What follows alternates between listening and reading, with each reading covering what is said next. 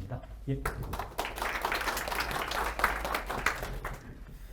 제가 오늘 말씀드릴 주제는요, 추진위원회에 관련된 겁니다. 이제 절차상으로는 이에 구역 지정 후에 이제 조합 설립을 준비하기 위해서 추진위원회가 이제 만들어지게 되죠. 근데 이 구역에는 누구나 다 토지 등 소유자가 여럿 있을 거고, 토지 등 소유자 가운데서 자기가 주체가 돼서, 자기가 주도가 돼서 이 조합 사업을 꾸려보고 싶다, 그렇게 생각하시는 분들이 꽤 많을 거예요. 그러면 결과적으로는 한 개 구역에 다수 추진위원회가 난립할 수가 있겠죠. 그리고 도시정비법이 제정되면서 추진위원회가 제도가 들어왔는데, 법 제정 전에는 방금 말씀드린 다수 추진위원회가 한 개 구역의 난립함으로 인해서 생기는 문제, 그리고 또 이제 난립하게 되면서 이제 그 제각기 뭐 예를 들면 협력업체라든가 이런 결부돼 가지고 여러 가지 이권을 추구하기 위해서 여러 가지 부정이나 비리가 발생한다든가 그런 문제가 또 발생할 우려가 또 있었습니다. 그래서요, 이제 법에서는 이런 문제를 이제 방지하기 위해서 한 개의 구역에는 한 개의 추진위만 존재할 수 있다, 요 원칙을 이제 세웠어요. 그래서 이 원칙을 관철하기 위해서 지금은 이 페이지에 안 나있는 제1대 형사처벌 규정이 있는데요. 한 개의 추진위가 이미 구청으로부터 승인을 받았음에도 불구하고 계속적으로 추진위 업무를 뭐 다른 추진위겠죠, 가칭 추진위겠죠. 거기서 이제 가칭 추진위가 추진위의 고유 업무를 추진할 경우는 형사처벌하는 규정을 두고 있습니다. 그리고 이제 아까 처음에 말씀드린 이제 부정, 비리의 발생 이런 것을 이제 규제하기 위해서 추진위의 업무 범위를 이제 법령에 명확히 이제 규정하는 방식으로 그런 부작용들을 어느 정도 억제하고자 지금 법령이 그렇게 규정이 되어 있습니다. 그 다음에 이제 추진위를 또 구성할 때는 그 해당 정비구역의 토지 등 소유자 과반수 동의를 요구함으로써 이제 이런 추진위가 난립하는 것을 이제 방지하고 있죠. 그래서 이제 지금 도입 배경에 대해서는 말씀을 드렸고, 그 제일 밑에 추진위원회 단계 생략하는 제도, 이 부분에 대해서는 이제 나중에 이제 말씀드릴 건데요. 그 전에 이제 여러분들이 사시는 이 서대문구에는 이 조합이 주체가 돼서 이런 사업을 시행하는 곳이 보통 일반적입니다. 근데 어떤 곳에 가보면 조합과 뭐 시공사가 공동으로 사업을 시행한다는 구역도 있고, 어떤 데 가보면 신탁사가 들어와서 단독으로 사업을 시행하겠다고 하는 곳도 있고, 또 어떤 곳을 가보니까 신탁사가 들어오긴 들어왔는데 조합이 그대로 존재하고 있는 거예요. 조합하고 신탁사가 손잡고 사업을 시행하는 곳도 있습니다. 예, 이 말씀 드리는 이유는 지금 이 추진위원회가 조합 설립을 위해서 이런 준비 업무를 하는 기구라고 말씀을 드렸는데요. 이 추진위가 목표로 삼는 조합이 어떤 존재냐, 요걸 한번 말씀드리고자 합니다. 예, 도정법에서는 이 사업 시행을 하는 자에 대해서는 뭐 정비 사업을 시행한 자를 사업 시행자로 한다, 요렇게만 규정을 하고 있어요. 근데 그러면 정비 사업을 시행한다고 하는데 시행이란 뭐냐? 예, 시행과 그러면 뭐 이 건설사들이 시공자라고 해가지고 들어오는데, 그러면 시공이란 또 뭐냐? 그 다음에 설계업체가 이제 설계자라고 해서 들어오는데 뭐냐? 근데 여러분들 직관적으로는 설계자 같은 경우는 설계하는 곳이니까 이건 바로 아실 수 있을 거고, 시공자도 이제 시공하는 업체구나. 그러니까 예를 들면 뭐 건축물을 이제 세우는 업체, 건축하는 업체, 이게 이제 시공자다, 이렇게 알 수 있을 수 있잖아요. 근데 그러면 시행자는 뭐냐? 뭔가 시행을 한다는 것 같은데, 그러면 뭐 정비사업을 시행한다면 어떤 의미냐? 그거는 이제 이 정비사업을 이제 추진하면서 정비사업과 관련된 뭐 사업에서 빚어지는 여러 가지 권리라든가 의무라든가 이런 것의 귀속 주체이고, 사업을 이제 자기의 계산으로, 그러니까 이제 이익이 나는 경우도 있을 수 있고 손실이 나는 경우도 있을 수 있는데 거기에 대해서 자기가 모두 책임을 기소시키는 그런 주체, 그게 사업 시행자다. 예. 그러면 사업 시행자를 지금 여러분들이 보고 계시는 추진위원회는 이제 조합이라는 사업 시행자를 만들기 위해서 여러 가지 준비행위를 하는 곳이다. 이렇게 이제 알고 계시면 될 것 같습니다. 그래서 아까 전에 공동 사업 시행이라고 말씀을 드렸는데 보통 이제 단독 시행으로 하는 조합이 단독 시행자 될 경우에는 협력업체로 뭐 건설사라든가 시공자라든가 설계자라든가 이런 데를 뽑게 되겠죠. 근데 이제 공동으로 사업을 시행하는 곳, 이런 곳 같은 경우는 조합하고 건설사고 같이 손을 잡고 시행자의 지휘에서 같이 사업을 추진해 나가는 것입니다. 그리고 이제 아까 신탁사를 말씀드렸는데 신탁사가 이제 단독으로 시행하는 곳, 그런 곳에는 조합이라든가 추진이라든가 이런 존재가 이제 사라지게 돼요. 설령 추진이나 조합이 설립이 됐다 할지라도 신탁사가 이제 지정개발자로 사업 시행자로 지정받는 순간 그때 조합이나 추진이의 존재가 사라지게 됩니다. 근데 이제 서대문구에서도 저기 어느 그 북가자 6인가요? 거기는 이제 신탁사가 사업 대행을 하고 있죠. 거기는 이제 사업의 시행이 아니라 대행입니다. 대신 행하는 곳이에요. 사업 시행자는 조합이 여전히 잔존하고 신탁사가 들어와서 조합이 하는 사업 시행을 대신해 주는 역할을 하게 되는 것이죠. 그래서 이제 여러분들이 여러 가지 이제 사업 시행의 방식에 대해서는 도정법에서 여러 가지 다양하게 규율 하고 있는데 여러분들이 이제 보고 계시는 곳은 조합이 단독 시행인 것을 전제로 해가지고 조합을 만들기 위해서 추진위가 만들어질 수 있다. 예, 이 부분을 지금 보고 계십니다. 추진위는 이런 절차를 통해서 구성이 됩니다. 제일 처음에는 구역 지정 고시가 먼저 이루어지죠. 그 다음에 제일 밑에 가면 추진위 승인이 있게 됩니다. 추진위 승인을 해주는 곳은 지금 구청이죠. 관할구청, 즉 서대문구청이요. 서대문구청이고 그 사이에 구역 지정 고시가 있게 되면 이제 추진위를 승인을 받기 위해서 어떤 준비를 해야 되느냐. 일단 추진위 구성을 위해서 선거를 해야 될 것이고 그 다음에 운영규정을 작성해야 될 것이고 그 다음에 토지 등 소유자 과반수로부터 동의서를 또 진구를 해야 됩니다. 그 다음에 이제 승인 신청이 이루어지게 되겠죠. 일단 다음 페이지. 이건 지금 토지 등 소유자가 직접 사인하게 되는, 접하게 되는 추진위 구성에 대한 동의서입니다. 추진위 구성에 대한 동의서요. 여기 보시면 인적사항이 있고 소유권 현황이 있죠. 그 다음에 이제 동의사항에 가서 명칭이 있고 추진위 구성이 있습니다. 여기서 보면 위원장, 감사, 부위원장, 추진위원 4가지 직책에 대해서 써놨죠. 그리고 옆에 보면 공란을 두고 동의 얻을 수 없다. 이렇게 되어 있습니다. 그 다음 추진위 업무. 추진위 업무는 1호부터 6호까지 되어 있죠.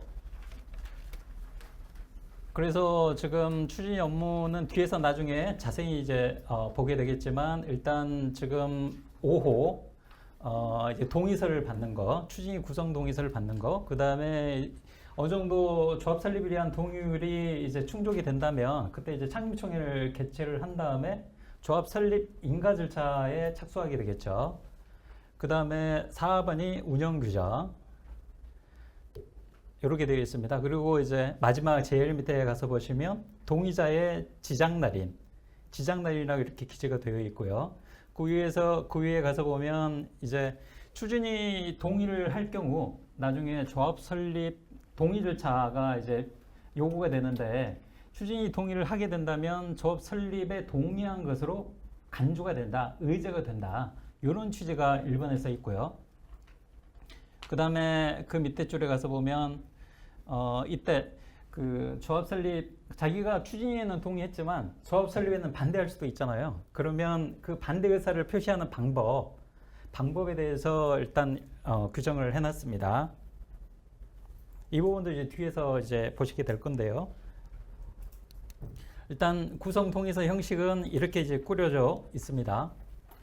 제일 위에 이제 연본 같은 경우는 이제 구청에서 연본을 기재해가지고 이제 토지 등 소유자에게 이제 교부를 해줄 거고요. 이 연본을 매기는 이유는 이제 이런 구성 동의서가 예를 들면 뭐 이렇게 사고 파는 이런 객체가 되는 걸 방지하기 위해서 일단 연본을 또 매겼고요. 뭐 위조 변조 방지의 목적도 있긴 합니다. 네. 자.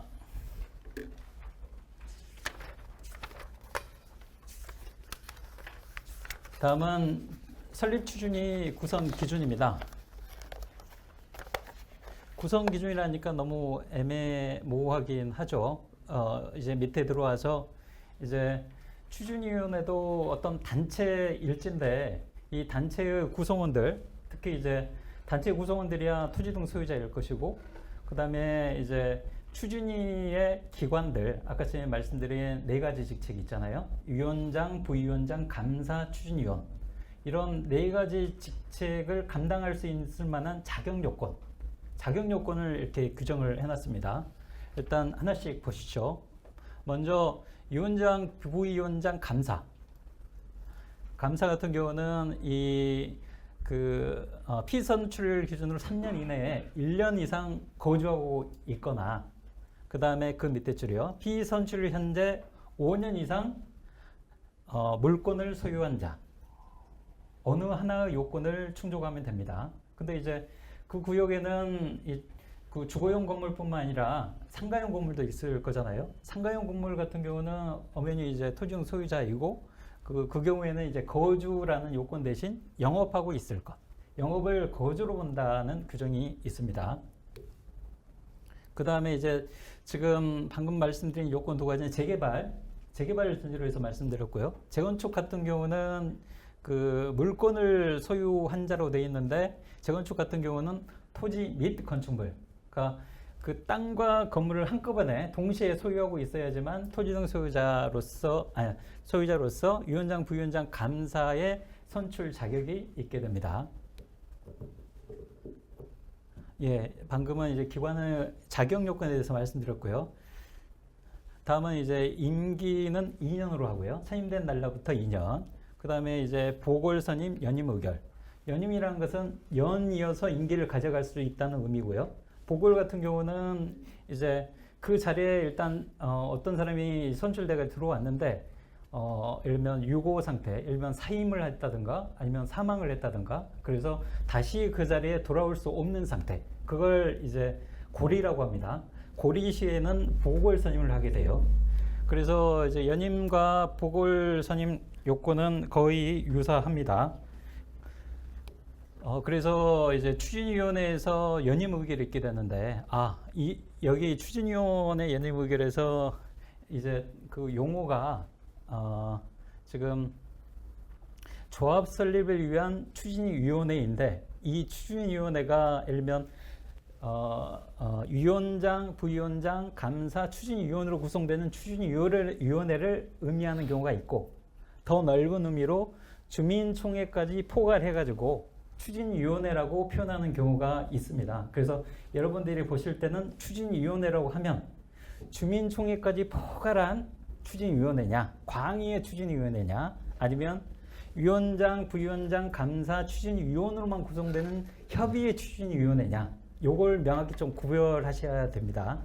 그래서 지금 추진위 임기 및 보궐선임에 대해서는 협의의 추진위원회의 기관들의 그 지금 임기라든가 자격 요건에 대해서 말씀드리고 있는 겁니다. 그래서 연임 의결 시에는 협의의 추진위원회에서 그 제적 과반수 출석과 출석 3분의 2 찬성으로 연임할 수가 있게 됩니다. 근데 다만 위원장과 감사의 연임 의결은 협의의 추진위에서 하지 못하고 주민총회의 의결이 필요하게 됩니다. 그리고 이제 주의해야 될 점, 이 제적위원을 표현을 할 때 만일에 협의 추진위 위원회 그 위원이 제적수가 있는데 뽑은 인원수가 있는데 그때 이제 그 중에 몇이 이제 고리되어 가지고 이제 국토부 고시 운영 규정에 정한 최소 위원수에 미달하게 된다면 그때는 이 제적 위원수는 고리된 수를 다 카운트하는 게 아니라 법의 고시에서 정해진 그 인원을 최소 인원수로 딱 보게 돼 있습니다. 그걸 기준으로 이제 카운트를 해야 된단 말이죠. 네, 지금 연임 의결에 대해서 말씀을 드렸죠. 그래서 이제 제적 과반수 출석과 출석 3분의 2 찬성으로 연임할 수 있고, 그다음에 이건 보궐 선임의 경우도 마찬가지입니다. 다음은 이제 그 추진위원회 결격 사유, 즉 협의회 추진위원회죠. 일단 뭐 파산 선고, 금고, 뭐 금고 이런 건 다 아실 것 같아요. 한번 읽어보시면. 그다음에 이제 제일 밑에 거, 이게 자주 걸리기 쉽습니다. 도정법을 위반하여 벌금 100만 원형을 선고받고 10년이 지나지 아니한 자. 종전에는 5년이었는데 10년으로 이제 길어졌어요. 그래서 좀 더 이 위원 자격에 대해서 굉장히 좀 엄격해졌습니다. 그다음에 자격 상실. 이제 추진위원으로 이제 선임될 당시에 결격 사유가 있음에도 불구하고 그게 판명되지 않고 사후에 판명되는 경우가 있습니다. 그리고 또 추진위원으로 활동을 하다가 방금 말씀드린 예를 들면 도정법 위반에 벌금 200만 원형을 뭐 선고를 받았다, 확정됐다. 그러면 이때는 그 당연히 즉시 자격을 상실하게 됩니다. 그러면 그 추진위원이 관여한 행위들이 다 효력이 없어지느냐? 그 회의체가 뭐 여러 가지 추진위원 1차부터 10차까지 진행됐을 건데 그 추진위원 한 명이 이제 빠짐으로 인해서 과반수가 안 된다든가 그러면 다 무효가 되는 거 아니냐? 그럴 경우를 대비해서 법은 퇴직 전에 관여한 행위에 대해서는 유효로 한다. 이렇게 이제 규정을 해놨죠. 그 다음에 이제 위원으로 선임된 후에 직무와 관련된 그 본인이 행한 직무와 관련해서 형사 사건으로 기소되는 경우가 있을 수가 있습니다. 그때는 이제 확정 판결이 나기 전일지라도 추진위원회 의결에 따라서 자격을 또 정지할 수가 있죠. 그리고 이제 확정됐을 경우 방금 말씀드린 도정법 135조부터 138조 벌금에 해당되는 경우에는 추진위에서 이제 자격 상실 여부를 의결할 수가 있게 됩니다. 예. 방금은 이제 추진위원회 그 임기라든가 결격 사유에 대해서 말씀을 좀 드렸습니다.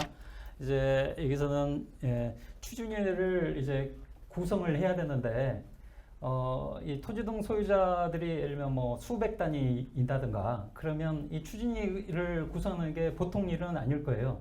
나도 이제 그 구역에서 한 사람으로서 이제 살고는 있는데 자기가 아는 사람이 주변에 몇 명은 알고 있지만 이 수백 단위의 사람들을 어떻게 다 알 수 있겠어요? 그럴 경우를 대비해서 서울시에서는 그 추진위 구성 선거관리위원회라는 고시를 만들어서 지원을 해주고 있습니다. 여기 이 서울시 고시의 내용은 이런 겁니다. 구역 지정 후에 추진위 승인이 되죠. 근데 그 사이에 이제 선거 관리를 이제 공공지원장이 구청장에게 위탁할 수가 있게 되어 있어요. 그래서 공공지원장이 위탁을 받게 되면 정비업체를 선정을 하고 그다음에 주민 설명이라든가 자격심사라든가 이런 걸 통해서 후보자를 확정한 다음에 선거일을 공고하고 AB 추진위원장을 선출하는 선거를 치르게 됩니다. 예, 그 다음에 이제 AB 추진위원장이 토지증 소유자를 상대로 과반수 동의서를 진구해가지고 추진위 구성을 승인을 신청을 하죠. 이런 식으로요. 예, 다음이요. 서울시 고시 내용을 방금 말씀드렸고요. 그 다음에 이제 아까 이제 4가지 직책에 대해서 말씀드렸지만 사실 부위원장 같은 경우는 이제 안 뽑아도 되는 임의기구예요. 나머지 이제 3개는 반드시 있어야 되는 필수적인 기구입니다. 그리고 또 이 필수적인 기구들 가운데서 이제 추진위원회 수는 이제 토지 등 소유자가 일단 원칙은 10분의 1 이상의 추진위원으로 구성을 하도록 해두었습니다. 그래서 근데 토지인 소유자가 50인 이하로 굉장히 협소한 경우, 작은 경우, 그때는 이제 추진위원을 수를 5인으로 하도록 해뒀고, 그 다음에 추진위원이 100인 초과한 경우에는 10분의 1 범위 내에서 100명 이상으로 구성을 해라. 이렇게 해두었습니다. 이렇게 보니까 좀 헷갈리죠. 제가 다시 한번 말씀드릴게요.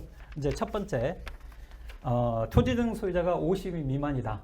그러면 추진위원회 수는 5명으로 해야 됩니다.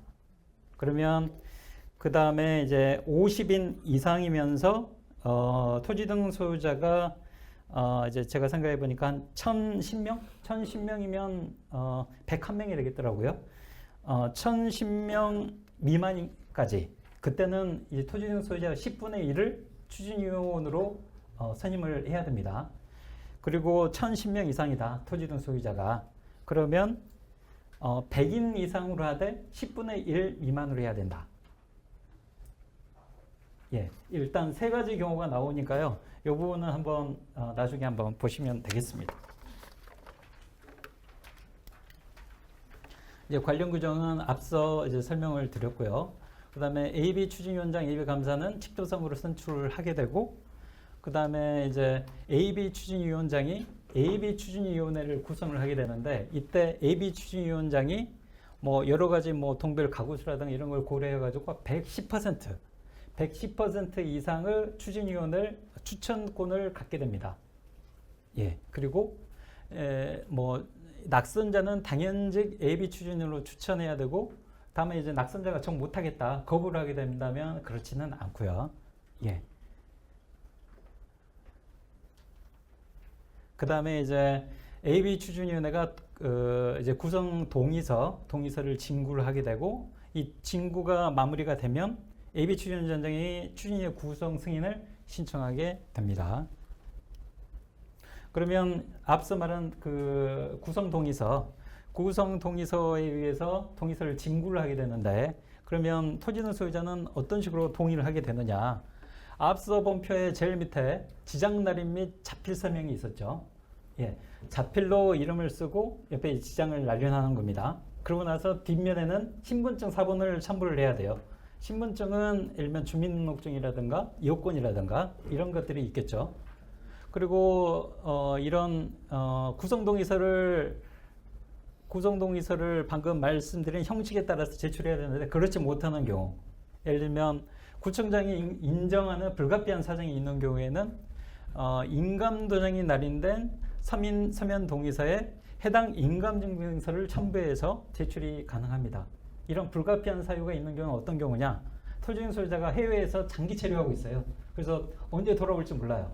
그렇다든가 아니면 법인인 경우, 법인이 예를 들면 뭐 빌딩을 소유하고 있다든가 상가를 소유하고 있다든가 아파트를 소유하고 있다든가 이런 경우에는 방금 말씀드린 대안적인 방법, 이런 방법을 택해야 되겠습니다. 그리고 이제 추진위 구성에 본인이 동의를 해줬어요. 그래서 동의서까지 진구해 갔어요. 근데 마음이 변했어요. 마음이 변한 이유는 여러 가지 있겠죠. 뭐 경기 상황이 나빠져서, 아니면 자신의 이제 그 뭐 자력이 좀 떨어져 가지고 도저히 부담금 뭐 감당을 못할 것 같다. 그래서 이제 동의를 거둬들이고 싶어요. 그때는 어떤 방식으로 할 거냐? 이제 토지 등 소유자는 이 구성 승인 동의를 받아가지고 승인을 신청하게 되는데, 그 신청하기 전에 그 자기가 한 동의를 철회하거나 반대 의사를 표시함으로써 거둬들일 수가 있습니다. 그 방법은요. 자, 형식은 내용 증명의 방법으로 이제 지장 날인 및 자필 서명 후에 신분증명서 사본을 첨부해야 됩니다. 그러니까 이제 아까 말씀드린 그 서면 동의 방식과 일단 유사하고요. 다만 이제 내용 증명의 방법에 의해서 동의 상대방은 추진위원회겠죠. 그 다음에 및 구청장. 그러니까 내용 증명을 두 통을 보내야 돼요. 추진위원회도 보내야 되고 구청장에게도 보내야 돼요. 그것도 시기적으로는 이제 구성 승인 신청 전에, 예, 그렇게 이제 동의를 거둬들일 수가 있게 됩니다. 그래서 이제 구청장이 이런 철회서를 접수하게 되면 추진위원회에다가 이 사실을 통보해주게 되죠. 통보해주게 되고, 그 다음에 이 토지 등 소유자가 행한 이 철회라든가 반대 의사 표시는 어느 때 효력이 발생하느냐? 그 추진위에 도착한 때하고 그 다음에 구청에서 추진위에 또 이제 통보해준 때, 이 두 시기를 비교해서 빠른 때 효력이 발생하게 됩니다. 예. 이건 방금 이제 동의를 거둬들인 동의를 처리하는 방법, 거둬들이는 방법에 대해서 말씀드렸고요. 다음은 이제 추진위원회가 이제 과반수 동의서를 진구를 했어요.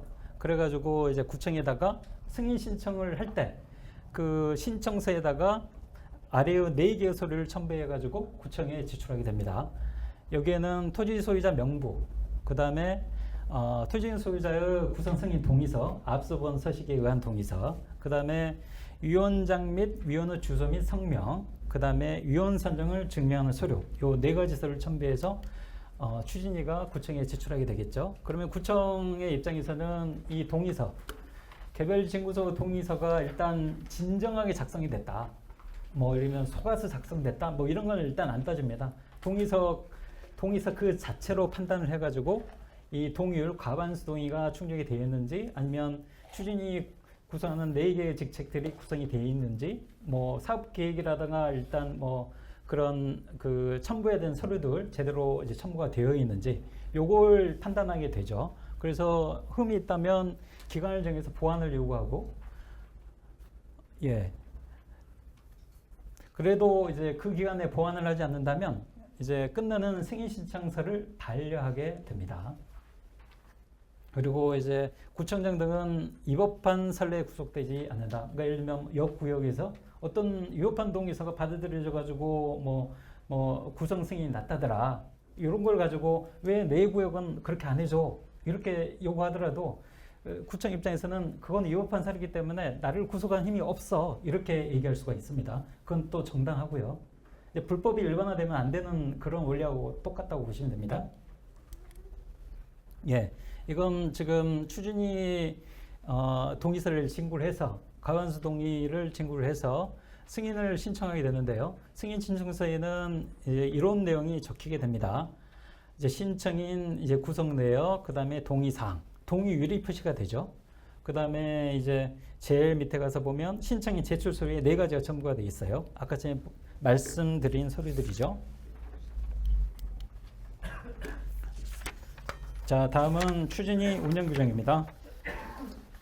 추진위 운영규정은 앞서 제가 첫머리에서 그 추진위를 둘러싼 부정과 비리가 이제 만연할 소지가 있기 때문에 추진위가 할 수 있는 업무 범위를 법령에 명확히 규정함으로 인해서 부정과 비리를 최소한으로 좀 줄여보고자 하는 입법 취지가 있다, 이렇게 말씀드렸는데요. 이제 추진위 운영 규정에는 이런 내용이 포함이 됩니다. 일단 법과 시행령이 있고요. 그 위임에 따라서 국토부 장관이 추진위원회 운영 규정을 작성을 했습니다. 그래서 여기에는 뭐 방금 보신 내용들이 많이 있어요. 위원회 선임 방법 변경, 위원회 권리 의무, 그 다음에 추진위원회의 업무 범위, 운영 방법, 운영 경비 납부, 운영 자금의 차입, 운영 경비 회계, 정비업자의 선정이나 사항, 그 밖에 운영위에 포함해 정하여야 할 사항, 이런 내용들을 추진위 운영 규정에 담도록 법령이 강제를 하고 있습니다. 그 중에서 지금 운영 경비 부담과 관련해서 일단 볼 건데요. 추진위원회가 물론 협력업체로부터 자금 조달을 하는 경우도 있을 수는 있습니다. 있을 수는 있고 또 있었고요. 그렇지만 이제 추진위가 가장 바람직한 모습은 토지증 소유자가 자기 집을 짓는 사업이지 않습니까? 이제 토지증 소유자가 뭐 십시일반으로 내서 그 경비로 진행하는 게 가장 어찌 보면 뭐 굉장히 도덕적인 방법이겠죠. 예. 그래서 법 34조에서는 필요한 경비를 운영 규정에 따라서 납부하도록 규정하고 있습니다. 다만 이제 그 구성 동의자냐 아니냐, 동의한 사람과 그렇지 않은 사람이 있을 건데 동의하지 않는 사람도 경비를 내라고 그러면 좀 억울하지 않겠습니까? 그래서 이제 운영 규정에는 이런 규정을 뒀어요. 운영 경비를 부가 징수할 수 있도록 하되 추진위 의결을 거쳐야 되고, 그 다음에 이런 뭐 재반 여건을 종합 고려해서 공평하게 부과해야 한다. 이런 규정을 일반 규정을 뒀고요. 그래서 추진위 구성에 동의한 자에 한해서, 미동의자는 이제 납부 의무가 없고요. 동의한 자에 한해서 운영비 납부 의무를 부담합니다. 그리고 또 그 설정한 납부 기한에 납부하지 않을 경우는 연체료도 부과할 수 있고요.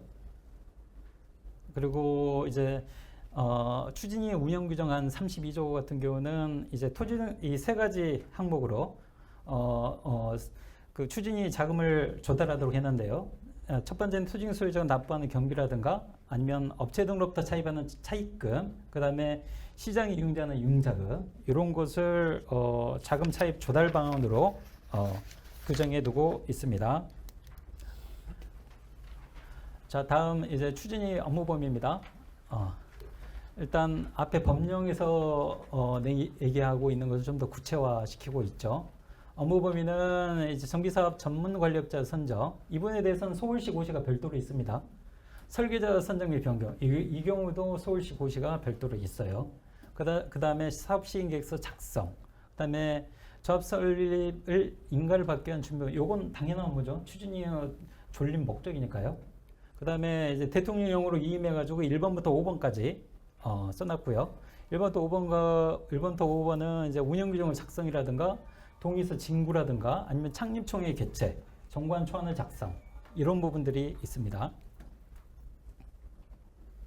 그 다음에 이제 조합 설립 인가와 관련해서는 이제 추진위가 목적으로 삼는 조합 설립을 위해서 직접적으로 필요한 사항들, 요것들만 이제 별도로 따로 놔뒀는데요. 그 사업 시행 계획서를 작성한다든가, 그 다음에 정관 초안을 작성한다든가, 동의서를 진구한다든가, 임원을 선임한다든가, 조합 임원이요. 그 다음에 창립총회 준비 및 개최 업무 이런 것들이 있고요. 근데 이제 추진위 단계에서 모든 업무를 다 할 수 있느냐? 아까 지금 업무 범위를 한정시켜 놨다고 했잖아요. 이렇게 한정을 해놨습니다. 시공자 감정평가자 선정은 조합 업무에 속하기 때문에 추진위 업무 범위에 포함되지 않는다. 다만 감정평가업자 같은 경우는 추정분담금을 산정해야 되기 때문에 나중에 조합 설립할 때는 추정분담금을 이제 검증을 또 받아야 되거든요. 그때는 이제 감정평가업자를 선정할 수 있다. 아주 한 가지 예외만 남겨놨죠. 네. 그 다음에 추진위의 운영 공개 같은 경우는 이제 그 추진위가 토지등 소유자 입장에서는 추진위가 뭔가 하고는 있는데 도대체 어떻게 돌아가는지를 잘 몰라요. 추진위원 가운데 뭐 추진위원이 친한 사람이 있어서 물어봤더니 뭐 몇몇 얘기를 해주긴 하는데 추진위원도 아는 부분이 굉장히 한정이 되고 잘 모른다고 합니다. 그때는 어떻게 해야 되느냐? 이런 정보 그럴 때를 위해서 정보 공개에 관한 규정을 두고 있습니다. 제 1번부터 9번까지 이런 부분에 대해서 추진위원회는 일정한 장소에 게시하거나 인터넷 등을 통해서 공개하도록 하고 있죠. 그 다음에 이제 정보를 추진 입장에서 공개하는 거, 그 다음에 제일 밑에 같은 경우는 정보 열람 같은 경우는 지출 내역서를 분기별로 알 수 있도록 게시하거나 인터넷 등을 통해서 공개한 다음에 열람할 수 있도록 해야 된다. 내가 보겠다, 추진위에다가 보겠다고 청구를 하면 추진위에서는 그걸 보여줘야 되는 겁니다. 예. 자, 이번은 이제 창립총회 개최. 이제 추진위원회의 업무가 제대로 이제 마무리되어가는 국면입니다. 창립총회는 조합 설립 직전에 창립총회를 이제 개최하게 되죠. 그래서 이제 보시면 개최 시기는 조합 설립 동의에 필요한 이 동의는 또 별도로 규정이 있습니다. 이건 뭐 나중에 강의에서 설립 동의율에 대해서는 이제 언급이 될 거고요. 그래서 그 설립 동의율에 따른 동의서를 진구한 이후에, 이건 이미 동의율에 맞춰서 진구한 이후에 조합 설립 인가를 신청하기 직전에 창립총회를 개최해야 됩니다. 예. 그러니까 이제 창립총회 개최하기 전에 조합 설립 동의율에 따른 동의서를 마무리가 돼야 된다는 것이겠죠. 그래서 추진위원회는 이제 14일 전까지, 창립총회 개최 14일 전까지 토지인 소유자에게 등기 우편으로 발송해야 됩니다. 창립총회에 관해서요.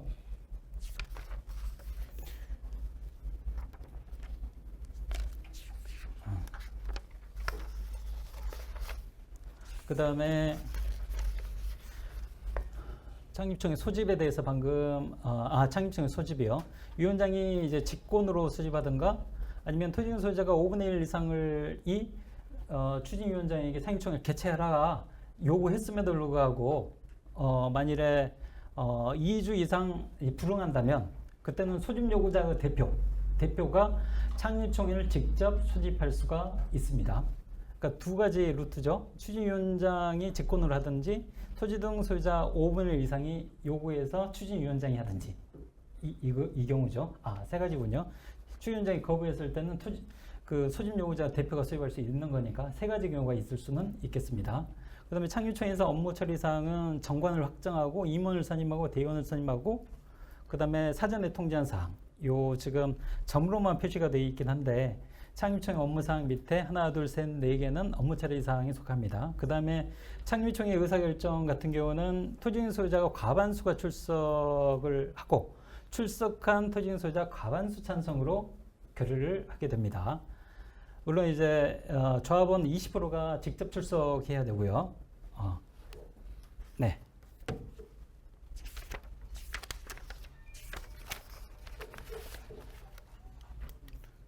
운영경비 부담은 앞서 봤기 때문에 넘어가겠습니다. 그 다음에 운영기관으로 여기서 추진위원회가 납니다. 여기서 추진위라는 협의회 추진위원회를 의미하고요. 그 다음에 이제 주민총회. 주민총회는 토지 등 소유자 전원으로 구성된 최고 의결 기관에 해당됩니다. 이때는 이제 추진위의 미동의자도 구성원이 될 수가 있습니다. 추진위 의결사항은 이제 보궐선임 연임, 그 다음에 위원장과 감사는 제외한다고 되어 있죠. 예산 결산 승인, 그 다음에 주민총회 부의 안건을 사전으로 심의를 한다든가, 그 다음에 주민총회 의결로 정한 예산의 범위 내에서 용익계약을 한다든가, 이런 사안들이 추진위원회의 의결사항에 해당됩니다. 시간이 좀 빠듯해서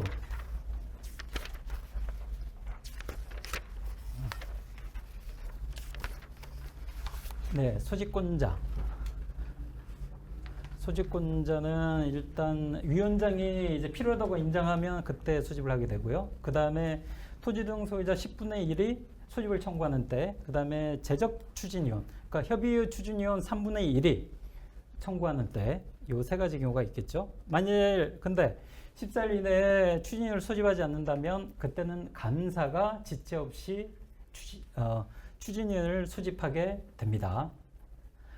근데 감사가 또 소집하지 않는다. 그러면 소집 청구권자가 공동 명의로 소집을 하게 되고요. 그 다음에 감사가 위원장에게 추진위원회 소집을 요구해야 하는 경우가 있는데 1번 재산관리 업무팀의 불공정이나 부정을 발견했을 때 이때는 감사가 소집을 요구해야 됩니다. 서로 견제하도록 규정들을 만들어 놨어요. 위원장, 감사, 토지인 소유자, 그 다음에 재적 추진위원 서로 견제할 수 있도록요. 그 다음에 회의 소집은 7일 전까지 통지서를 이제 추진위원들이 송부하고 게시판에 기재를 해야 되고, 다만 시급한 상황 같은 경우는 3일 전에 통지한 후에 안건 상정 여부를 묻고 의결이 가능하기도 합니다. 회의 운영 같은 경우는 이제 주민총회의 운영에 관한 규정을 보통 준용을 하고요. 그래서 이제 필요한 경우는 위원장이 추진위 사무국 지원을 참석 발언할 수 있도록 하고, 이제 뭐 질서 유지를 위해서 발언을 정지할 수 있도록 하고 퇴장까지 또 명할 수도 있습니다.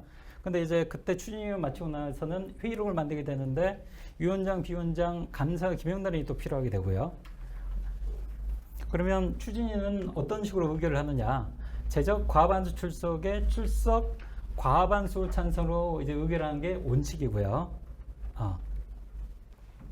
그 다음에 이제 고리된 위원수가 아까 말씀드린 최소 위원수에 미달하게 된다면 이제 국토부 고시 운영규정 본문에 따라서 최소 위원수가 정해져 있게 됩니다. 그 다음에 이제 요건 종족수 미달 재소집 추진위가 종족수 미달을 무산된 경우에는 이때는 추진위가 주민총회 의결을 대신하게 가름하게 되고, 그때는 재적 3분의 2에 출석 3분의 2 찬성이 필요하고요. 그 다음에 위원 같은 경우는 추진위의 대리 참석이 불가능하게 됩니다. 다만 사면 의결권 행사는 가능하고요. 감사 같은 경우는 재적에는 포함되지만 의결권 행사가 불가능하다. 그러니까 재적에 포함되니까 이제 개의 정족수에는 포함되지만 의사 정족수에는 포함되지만 의결 정족수에는 포함되지 않는다. 그 다음에 자신과 관련된 건 의결권 행사할 수 없어야 되겠죠. 그 다음에 주민총회 다음 사항에 대해서 의결 권한을 가지는데 요 6가지 사항 이런 게 있습니다. 이제 최초 위원장 감사 선임에 대해서는 권한이 없죠. 승인 이후에 위원장 감사 선임이라고 되어 있으니까 제2대 위원장 감사부터 선임 변경이 가능하게 되는 겁니다. 자, 주민총회 의결 방법은요. 의사정족수, 이제 의사정족수는 이제 구성에 동의한 토지 등 소유자가 과반수가 됩니다. 그래서 이제 미찬성한 토지 등 소유자 수를 제외해야 되고요. 근데 의결 정족수 같은 경우는 출석 과반수인데 이때는 구성에 미동의한 자도 포함되게 됩니다. 좀 헷갈리죠? 의사정족수와 의결 정족수. 조합에 가게 되면 이런 부분은 이제 크게 문제가 없는데 추진 단계에서는 이 부분이 좀 헷갈립니다. 그 다음에 서면에 의한 권한 행사, 이게 가능하다. 그 다음에 대리인의 권한 행사는 원칙적으로 인정하지 않지만 예외적으로 인정하는 경우가 있다. 어떤 경우냐? 이제 본인이 의결 행사가 불가능해서 배우자, 직계존, 형제, 자매 중에서 성년자를 대리인으로 정해서 위임장을 제출을 하는 경우, 해외 거주자가 대리인을 지정하는 경우, 법인인 경우, 이런 경우가 있고, 이들은 이 위임장하고 대리권 관계증명서를 두 가지를 제출하여야 합니다. 그 다음에 추진위 회계 및 감사. 이제 추진위가 업무를 다해서 조합에다가 업무를 넘겨줘야 되는 상황이 됐어요. 그러면 이 추진위는 이런 서류들을 조합으로 인계하기 전 7일 전까지 구청장에게 회계감사 기관의 선정 계약을 요청해야 합니다. 그러면 이제 구청장이 그걸 받아서 밑에 부분이요. 제일 밑에 부분에 가서 보면 이 요건이 이제 추진위 단계에서 쓰는 돈이 예를 들면 뭐 3억 5천만 원 이상일 때, 이때는 이제 외관법에 의한 감사인의 회계감사를 받아야 되는 경우인데요. 그래서 17일 내에 선정 계약을 요청하여야 하고요. 그 다음에 이제 추진위원회는 매 분기별로 지출 내역서를 게시하고 인터넷에 공지하여야 합니다. 그래서 이제 이런 결산이 마무리가 되면 종료일 30일 내에 보고서를 작성해 가지고 감사 의견서를 첨부해서 추진위의 의결을 받고, 그 다음에 그 결산 보고서를 주민총회 또는 토지지정 소유자에게 서면으로 보고를 해야 됩니다. 그리고 사무소에 3월 이상 비치해야 되고요. 예.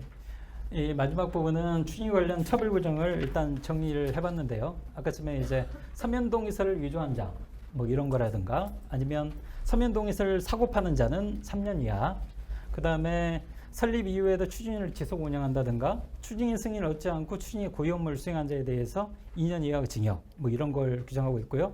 그 다음에 정보 공개에 관련해서도 열람 복사를 안 해준다든가, 그리고 회계장부라든가 이런 걸 조합에 인계 인수하지 않는다든가, 그 다음에 속기록이라든가 여러 가지 자료들이 있는데 그것을 보관하지 않는다든가, 예, 이럴 때는 모두 형사처벌이 가능하도록 규정하고 있습니다. 이제 다음 강의가 또 준비되어 있어서 제 강의는 이만 마칠까 합니다. 고생하셨습니다. 제가 말씀드릴 거는 이제 사업성 검토, 여기 끝에 기초라고 썼습니다. 사업성 검토하면 좀 전문가가 하는 그런 영역 같죠? 맞습니다. 맞는데 좀 최대한 쉽게 좀 설명을 드릴 거고요.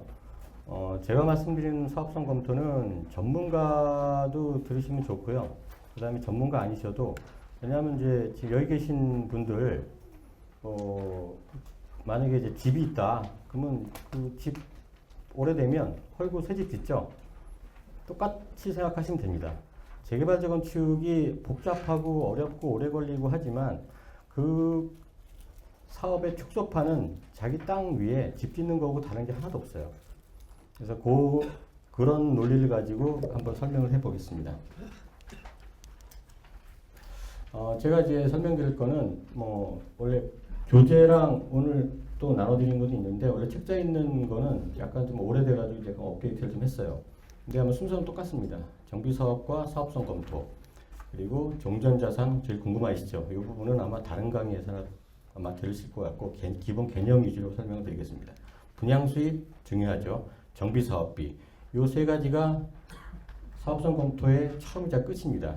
그리고 거기에 대해서 결정 요인을 좀 중점적으로 설명을 드리고, 또 비례율, 다들 제일 궁금하시는 게 이제 비례율이에요. 아, 이게 높으면 사업성이 좋고 낮으면 사업성이 없다는데 또 어떤 사람 얘기 들으면 안 그렇더라. 왜 안 그런가 설명을 드리고 그다음 최종 분담금 그리고 이제 자 서울시에서 재개발 재건축 하려면 다 정보 몽땅 과거에는 클린업 시스템이라고 불렸어요. 이거 다 아셔야 돼요. 자 그거 여기에서 추정 분담금 공개를 하도록 의무화되어 있습니다. 서울시의회에서. 그리고 이제 사업성 검토 양식 사례를 말씀드릴 건데 요거는 간단하게 소개 위주로만 하고 뭐가 중요한가를 설명드릴게요. 자, 먼저 사업성 검토하면 아까 전문가 영역이라고 했죠. 보통 이제 뭐 영어 잘 못하는데 feasibility study 해가지고 자 예측하는 연구입니다. 뭐 이렇게 어려운 용어인데 사실 이거 알 필요 없어요. 다만 실행 가능성. 자, 우리 사업이 잘 될까 안 될까. 그리고 잘 된다면 얼마나 잘 될까 아니면 얼마나 좀 안 될까 이런 걸 얘기하는 거예요. 자, 재개발 재건축도 개발 사업이에요. 뒤에 재개발 개발자 들어가 있죠. 재건축도 아파트 새로 짓는 재건축 개발 사업입니다. 개발 사업에서 이 사업성 분석을 왜 하냐? 처음에 이 사업을 할까 말까 결정을 해야죠. 이때 합니다. 그리고 사업 중간중간에서 시행자라든가 시공사는 뭐 어떤 시공사 같으면 한 달에 한 번씩 계속 예측을 합니다. 지금까지 썼던 비용 얼마, 그 다음에 시장 변동이 어떻게 됐으니까 어떻게 될 것이다. 그래서 중간중간에 방법을 변경하고 조정을 합니다. 다 끝난 다음에 정산해야죠. 자, 어떻게 됐을까? 이 세 가지 때문에 사업성 검토합니다. 사례는 요게 이제 보통 일반적으로 개발 사업에서 뭐 펀드, 리츠 이런 건데 뭐 어렵죠. 그냥 간단하게 생각하시면 됩니다. 자, 집 질러면 뭐 필요하죠? 땅, 그죠? 그 다음에 뭐 건축해야죠. 자, 요거가 딱 필요합니다. 근데 자, 우리가 개발 사업 하나 하면 어마어마한 돈이 듭니다. 몇 천억, 뭐 조그만 거야 몇백억 들겠지만 듭니다. 그 돈을 어떤 시행사도 자, 내가 돈이 이만큼 많으니까 이걸 하겠다. 이런 시행사는 거의 없을 거예요, 우리나라에. 외국도 없습니다. 그래서 자, 이거를 마련하려면 어떻게 되죠? 돈을 빌려와야죠. 어디에? 은행에. 그리고 은행에서 그냥 안 빌려주죠. 누군가는 돈 되는 사람이 있어야죠. 출자를 합니다. 출자를 하죠. 출자를 하면은 보통 우리가 이제 개발 사업에서 보통주, 우선주라고 얘기를 하는데 우선주는 보통 기관 투자자들, 무슨 뭐 신한금융그룹, 뭐 우리 뭐 투자그룹 이런 데서 아니면 투자증권 이런 데서 들어옵니다. 이런 데는 자, 보통 우선주라고 하는 거는 자, 나는 이 돈을 너한테 빌려줄 거야. 그런데 수익률 연 5.5%를 나한테 줘. 근데 손해봐도 너네가 손해보지 우리는 손해보면 안 돼. 5.5% 확실해야 돼. 자, 그래서 이 사람들이 들어옵니다. 그러니까 어떻게 고정 수익률 가지고 들어오는 거죠. 이 차입은 은행에서 차입을 하겠죠. 은행은 은행 이자율. 보통 말도 많은 PF 대출. 이 프로젝트가 성공적이다. 그러면 우리가 여기 금리를 뭐 4.5%, 5.5%. 요즘 금리 비싸서 뭐 7%, 8%. PF 대출 힘들죠. 뭐 10%, 12%까지 올라가죠. 자, 그리고 나머지 이 사람들은 진짜 시행자예요.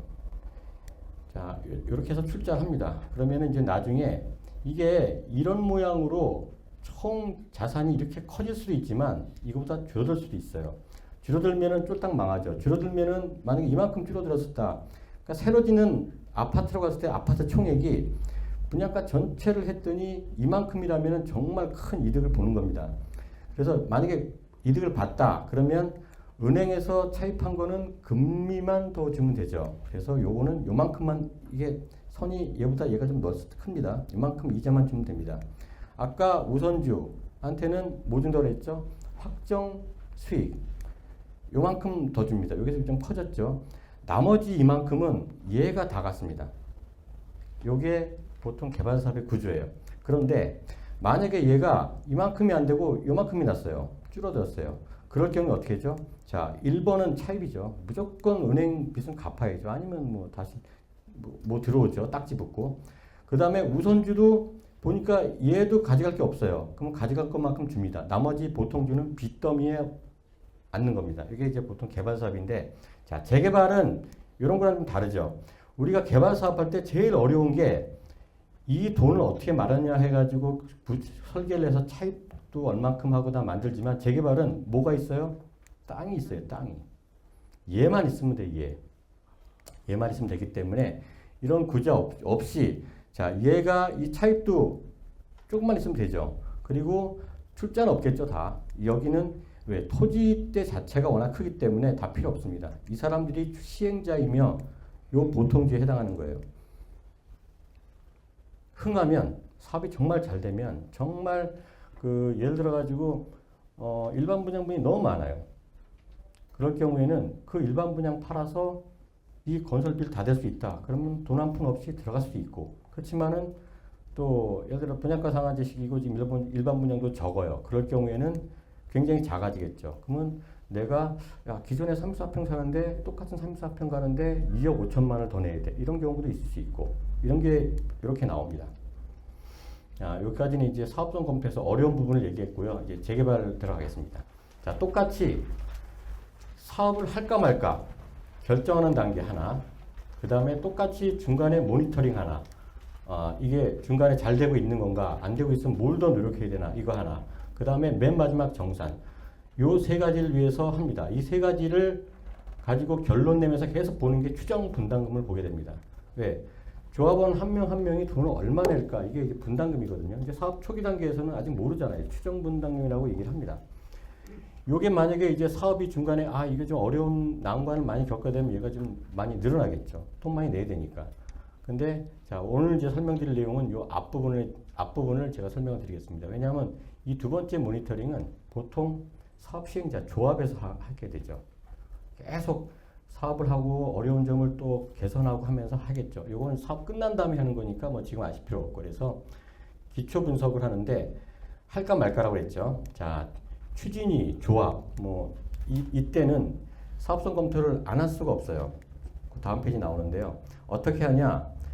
기존에 있는 요게 만약에 네모칸이 이제 우리 구역 땅이라고 치면, 자, 이게 우리가 사업 시작할 때 이 땅 가치가 얼마일까? 종전자산 평가를 하게 되죠. 근데 처음에는 평가라기까지는 할 수는 없을 거예요. 아마 사업 처음에는 약간 약식 감정에 의한 추정을 하게 됩니다. 그리고 이 땅 안에 A란 분은 요만큼, B란 분은 이만큼 서로 비율이 달라요. 갖고 있는 토지 비율을 하나하나를 다 계산합니다. 계산을 해서 만들어내죠. 그리고 종후자산가액, 요거는 아까 사업을 한 후에 우리 사업이 얼만큼의 분양 총액이 나올까, 그겁니다.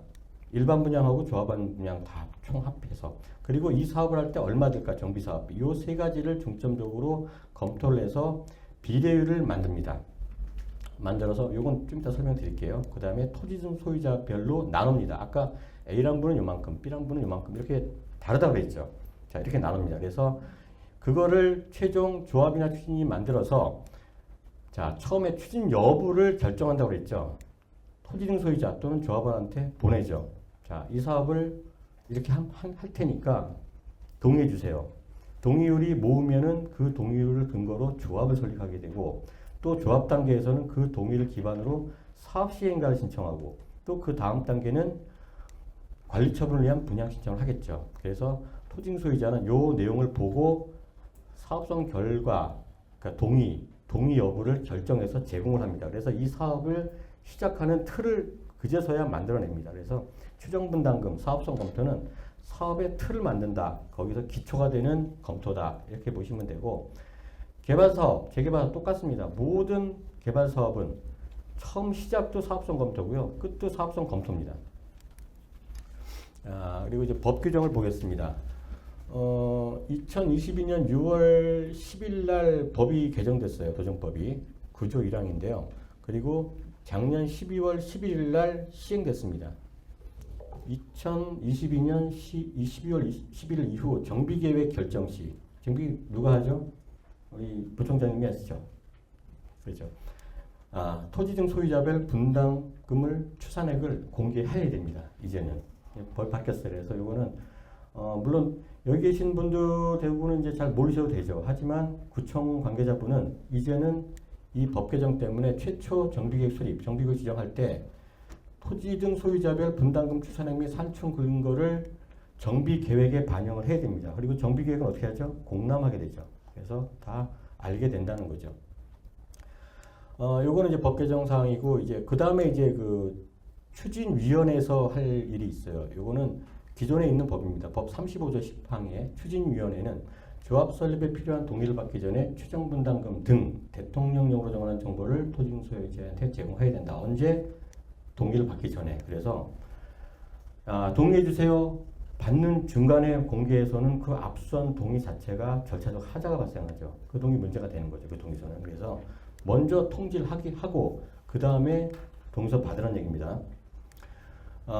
시행령 보면은요. 추정분담금 등 대통령령이 정하는 정보, 요거는 토지 등 소유자별 분담금 추산액 및 산출 근거를 제공해라 이렇게 되어 있어요. 그래서 의무사항이라는 거 아셔야 되고요. 신탁정비사업도 뭐 아시는 분 많이 있죠. 우리 정비사업 종류 중에 조합 방식도 있고 공공기하는 방식도 있고 그 다음에 신탁사가 지정개발자 또는 뭐 그 대행 기능으로 하는 경우도 있어요. 그래서 통상 이 동의서 받기 전에 그 추정분담금 정보를 제공하는 것 자체가 신탁정비사업이 빠져 있었어요. 그래서 추후에 들어간 겁니다. 그래서 신탁정비사업도 사업 시행자 지정에 필요한 동의를 받기 전에 제출해라 이렇게 돼 있죠. 그 다음에 이제 사업시행계획. 사업 시행자는 정비계획에 따라서 각 호의 사항을 포함하는 사업시행계획서를 작성하여야 한다고 돼 있고요. 그 중에 12호에 정비사업비가 있고 그 다음에 기타 대통령령으로 정하는 바에 따라 시도조를 정하는 사항 이렇게 돼 있어요. 그때 이걸 따라가면 자금계획을 보통 하게 돼 있습니다. 그래서 사업시행계획을 수립을 했어요. 만든 다음에 그 다음 단계는 아마 절차 배우셨나요? 정비사업 절차? 그러면 총회를 해서 사업시행계획, 사업시행 인가신청을 이렇게 하겠습니다 하고 총회 결의를 받아야 되고요. 그때 총회 자료에 통지할 내용이 사업시행계획이고 그 안에 뭐가 있냐? 자금계획, 정비사업비 이 두 가지 항목이 있어요. 그리고 자금계획이 나온다는 것 자체는 그 분양 총 수익액도 나와 있어야 되고 그 다음에 계략적인 종전자산 금액도 어느 정도 나와 있어야 되고 결과적으로 추정분담금까지 나온다는 얘기죠. 그래서 사업시행계획 때 어차피 추정분담금 계획을 수립을 하시고 그 다음에 그전 총회를 하셔야 된다 이렇게 하시면 되고요.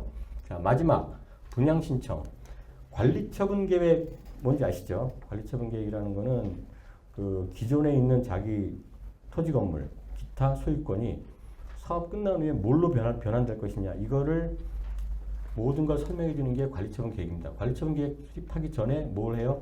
분양 신청을 받습니다. 분양장 받을 때 이렇게 돼 있어요. 이것도 의무사항이죠. 분양 대상자별 분담금의 추산액을 하도록 돼 있어요. 그리고 참고로 관리처분 총회 전에 네 가지를 30일 전에 통지를 하셔야 돼요. 종전자산 조합원별 종전자산, 그 다음에 분양 대상 건축물의 가액, 그러니까 뭐죠? 조합원 분양가를 하게 돼 있고 추정 분담금을 하게 돼 있어요. 자, 요거 그 중에 하나가 요겁니다. 그래서 어차피 분양 신청하기 전에 추정 분담금을 공개를 하실 수밖에 없어요. 이거는 의무사항이에요. 여기까지는 이제 법하고 시행령을 봤고요. 그 다음에 이제 서울시 조례를 보시면, 자, 조례 80조입니다. 80조에 조합 설립 동의 시부터 최초로 관리처분 계획을 수립하는 때까지, 요때에 추정분담금 프로그램에 정비계획 등 필요한 사항을 입력하고 토지임 소유자가 계략적인 분담금을 확인할 수 있도록 하여야 하며 토지임 소유자한테 개별 통보해야 한다. 이렇게 되어 있고요. 여기서 3번에 걸쳐 하게 되어 있습니다. 그래서 정보몽땅, 과거의 클린업 시스템인데요. 거기 들어가시면은 사업 시행자인 조합, 그 전에 추진위원회도 마찬가지고 각 분양 총액 또는 이제 정비사업비 등을 입력을 하면 그걸 조합원 또는 토지임 소유자가 클린업 시스템에서 자신의 추정분담금을 볼 수가 있습니다. 자, 요게 조례에서 정한 의무사항입니다. 그리고 이 추정분담금을 그러면 조합에서 마음대로 만들어서 보내면 되느냐? 서울시는 안 그래요. 서울시 조례 17조에 보면요. 검증위원회가 따로 있습니다. 저도 검증위원으로 돼 있고요. 그래서 그 검증을 통과해야지만이 이게 그 다음에 공개를 할 수 있고 검증위원들은 이게 적합하게 돼 있느냐? 정비사업비부터 분양가, 적은 분양가까지 다 보게 돼 있습니다. 그리고 또 신설된 법이 또 하나 있어요. 법 132조의 3, 시행령 96조의 3. 법에 보시면요. 이것도 이제 6월 10일 날 신설이 됐고 6개월 후에 시행이 됐으니까 작년 12월 달에 시행이 됐습니다. 객관적 근거 없이 정비사업 추진에 따른 예상 수익 정보를 과장하여 제공하는 행위는 금지한다. 이렇게 돼 있어요. 그리고 법 140조 그 1항 3호 보시면요. 사실과 다른 정보 또는 부풀려진 정보를 제공하거나 사실을 숨기거나 축소하여 정보를 제공한 자는 1천만 원 이하 과태료를 부과하도록 되어 있습니다. 이 법이 왜 나왔냐면요.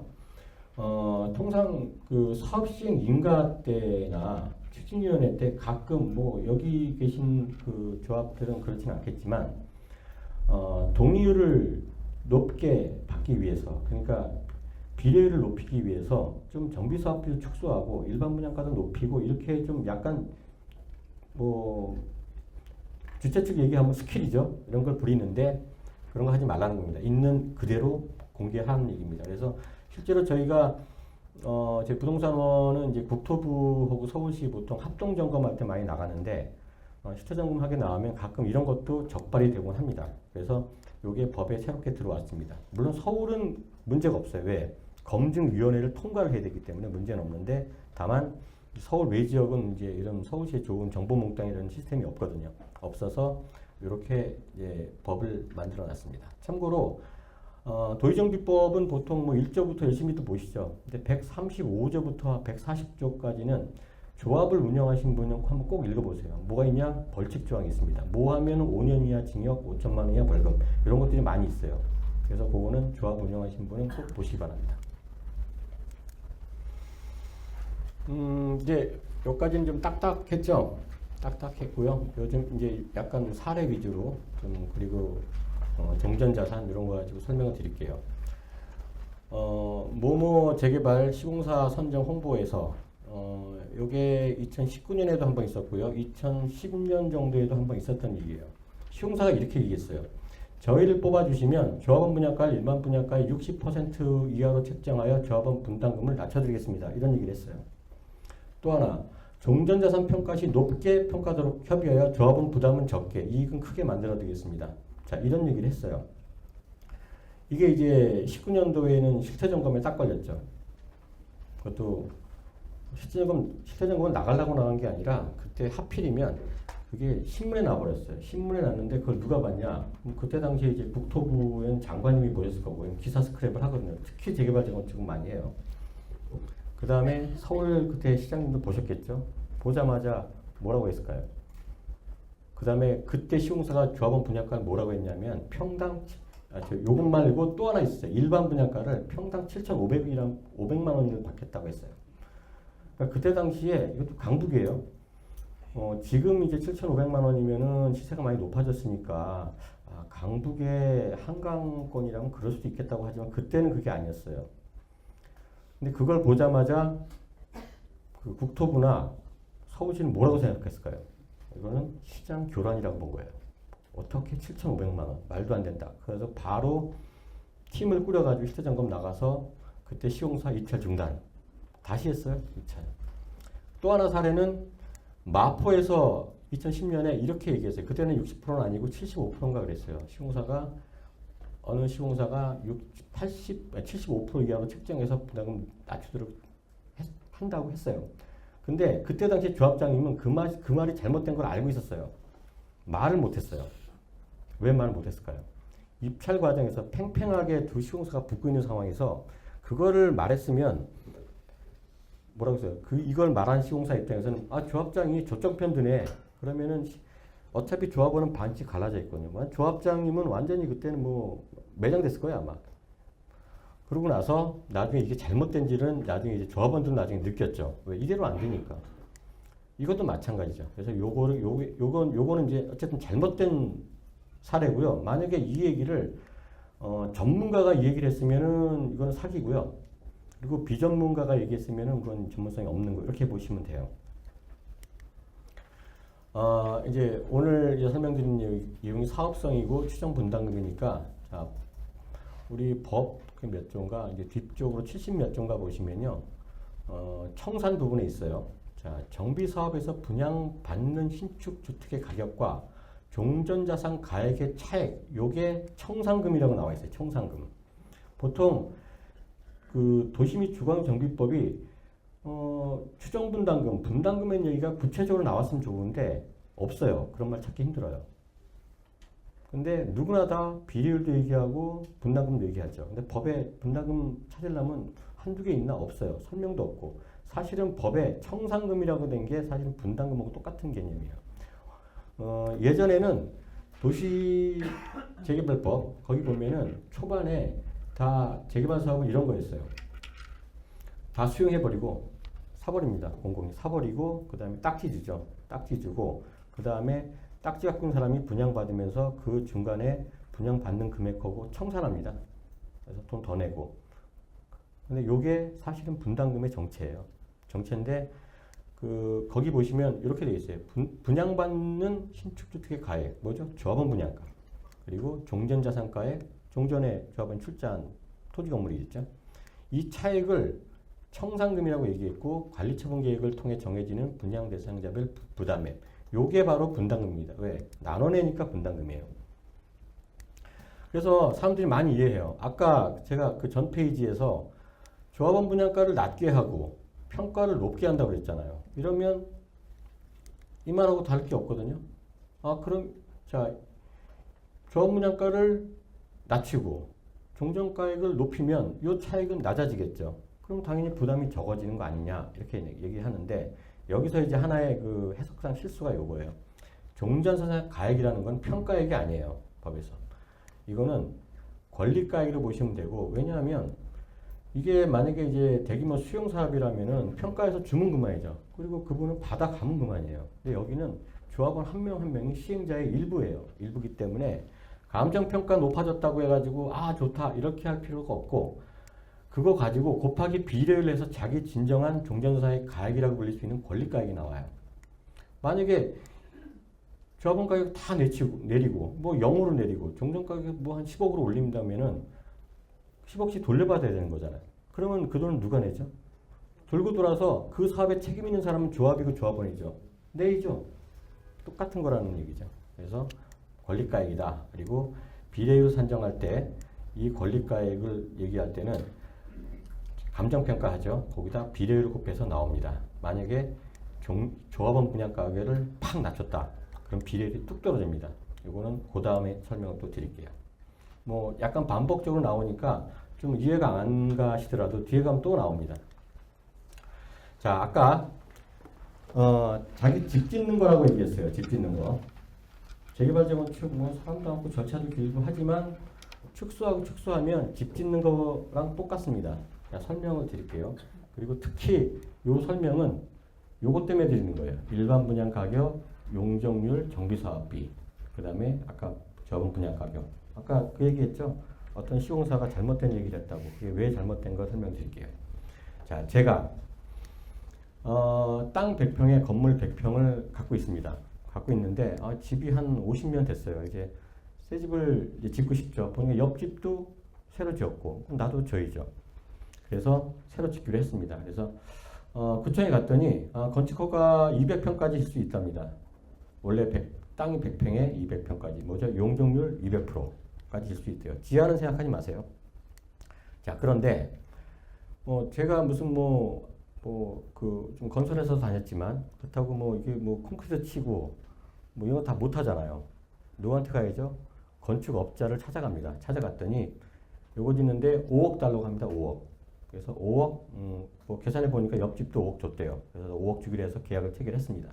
그래서 이 건축업자가 설계도 이제 그 별도 의뢰해가지고 해서 하기로 했습니다. 그래서 짓기로 했는데 생각해 보니까 100평에 살다가 200평 살긴 너무 넓어. 그래서 한 140평만 있으면 되겠다 이런 생각을 해서 140평만 짓고 나머지는 다른 사람한테 팔기로 했습니다. 이렇게 하기로 했어요. 그래서 부동산 중개업소에 들려봤어요. 이 60평 새로 짓고 나서 팔라고 하는데 얼마에 팔 수 있겠냐 했더니 2억 정도면 팔 수 있다고 합니다. 자, 이때 이제 딱 다시 정리하면 제가 140평 신축 건물에 들어가는데 돈이 얼마 들까요? 건축업자한테 5억 줘야죠. 근데 60평 내가 팔아요. 2억 팔았어요. 그러면 3억이면 들어가죠. 요거예요. 이게 이제 재건축 재개발 똑같습니다. 얘는 뭐죠? 일반 분양. 얘는 내가 가져가죠. 조합원 분양. 그 다음에 건축업자한테 5억 줬죠. 정비사업비. 이렇게 보시면 돼요. 자, 여기서 갑자기 건축업자가 찾아왔습니다. 땅 파기 전에 5억 가지고 죽어도 안 되겠다. 6억 달라고 합니다. 근데 좀 억울하죠. 억울했는데 보니까 좀 철근 가격 난리가 났고 뭐 엄청나게 올랐어요. 그래서 어쩔 수 없이 6억을 주기로 했습니다. 자, 그럼 140평 들어가는데 얼마 들죠? 6억 줘야 되죠. 요건 2억에 판다고 그랬죠. 그러면 4억. 그래서 정비사업비가 1억 올라갔더니 주머니에서 1억이 더 나간다. 이렇게 생각하시면 되고, 그래서 정비사업비는 사실은 추정 분담금이 사실 실체가 정비사업비예요. 그런데 진행하다가 이 60평을 2억에 팔기로 했는데 이게 3억에 아니 3억 좀 높이죠. 4억에 팔 수 있대요. 워낙 시장이 좀 뜨겁게 올라서. 그러면 140평 들어가는데 얼마 들죠? 6억 줬습니다. 건축업자한테는 6억 줬지. 그 다음에 60평은 4억에 팔았어요. 그러면 나는 2억이면 들어가죠. 자, 그러면 이제 요 일반 분양이라고 했죠. 알 수 있는 건 뭐냐? 일반 분양가가 오르면 내 주머니에서 돈이 덜 나가는구나 알 수 있죠. 극단적으로 얘를 6억에 팔았다. 나는 한 푼도 필요 없이 140평 들어가는 그런 논리가 요 논리입니다. 그래서 정비사업비 일반 분양. 그 다음에 또 이게 갑자기 우리 집이 그 준주거로 바뀌었어요. 준주거로 바뀌었지만 더 질 수 있으면 좋았겠지만 이거를 이제 그 300%까지 진다고 치자고요. 그러면 300평을 짓는 거예요. 나는 140평만 가져갑니다. 60평 파는데 아까 4억 들었어. 4억에 팔았어요. 만약에 마지막. 그러면 이게 여기다 100평을 더하면 얼마 될까요? 뭐 한 11억, 12억 정도 받겠죠. 물론 정비사업비가 오릅니다. 근데 200평에 짓는데 아까 6억이라고 했죠. 100평 더하면 9억 들겠죠. 전체적으로 얘가 올라가니까 평당 파는 가격이 건축비보다 비싸거든요. 수익이 좋거든. 당연히 돈은 오히려 돌려받을 수 있는 상황이 돼버려요. 그래서 용적률이 올라가면 내 주머니에서 돈이 덜 나가는구나. 이 세 가지를 알았어요. 자, 첫 번째, 정비사업비 올라가면 무조건 수정분담금 돈 낸다. 일반 분양 수입이 좋으면 덜 낸다. 용적률이 올라가면 덜 낸다. 뭐 이 정도죠. 그런데 여기서 궁금한 게 하나가 생겼어요. 얘도 알겠고 얘도 알겠어요. 근데 내가 140평 들어가는데 얘는 평당 얼마지? 이게 궁금해진 겁니다. 자, 근데 또 거꾸로 생각하니까 이거 알 필요가 있을까요? 얘가 평당 1,000만 원이면 어떻고 평당 1억이면 어때요? 내가 내는 돈은 아무런 변화가 없어요. 왜? 내가 시행자고 내가 생각하는 거는 어떻게 얼마나 팔 거냐, 얼마 줄 거냐 이것만 있으면 되는 거예요. 자, 이 자체가 재개발재건축하고 똑같아요. 그래서 이 조합원 분담금 총액은 뭐다? 아까 얘기했죠. 총사업비, 돈 주는 업자한테 주는 돈입니다. 이게 분담금의 실체는 돈이에요. 비용이에요, 비용. 그런데 일반 분양 수익이 있다면 없는 경우도 있죠. 있다면 그 돈을 빼면 바로 이게 나오는 거예요. 그래서 관리 처분할 때나 뭐 하나 우리 이제 실무자들은 맨 마지막에 이걸 검증합니다. 돈 조합원별로 다 내는 돈 합산, 그다음에 총 사업비 빼기 일반 분양 요거를 내서 이게 일치하면은 딱 검증이 돼요. 그래서 아까 이렇게 설명하면 아까 시공사가 얘기한 게 거짓말이거나 사기거나 아니면 전문성이 없거나 이렇게 보시면 되는 거죠. 그래서 이런 일들이 한 5년에 한 번씩 일어나요. 이게 꼭 이런 게. 그거 아니라는 것들. 그리고 실제 정비사업 구조는 이거를 벗어나지 못합니다.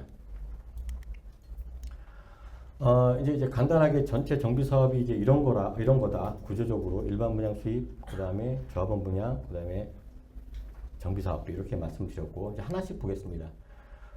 정비사업 종전자산가액을 이제 볼게요. 종전자산의 추정이라고 써 있는데요. 왜 사업 초반에는 감정평가를 할 수는 없어요. 그래서 뭐 탁상감정이라고 얘기를 하는데 실제 감정평가하는 데서 탁상감정이라는 건 사실 없어요. 없지만 추정해서 계략적으로 내는 것 뿐입니다. 서울시 그때 뭐 교재 원래 있는 책 보면 이렇게 돼 있어요. 부동산 공시가격, 개별공시지가, 단독 및 공동주택 공시가격을 기초로 해서 특성에 맞게 시행자가 뭐 여러 가지 방법을 합니다. 공시가격에다가 보정률, 부동산 종류별로 보정률을 곱해서 나옵니다.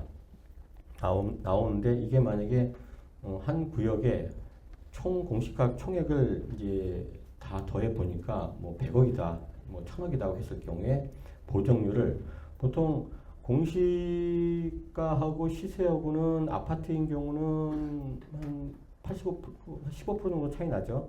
단독 다세대는 그래도 한 40% 이상 차이 날 수도 있고요. 차이 많이 나죠. 그래서 그런 차이를 가지고 보정을 합니다.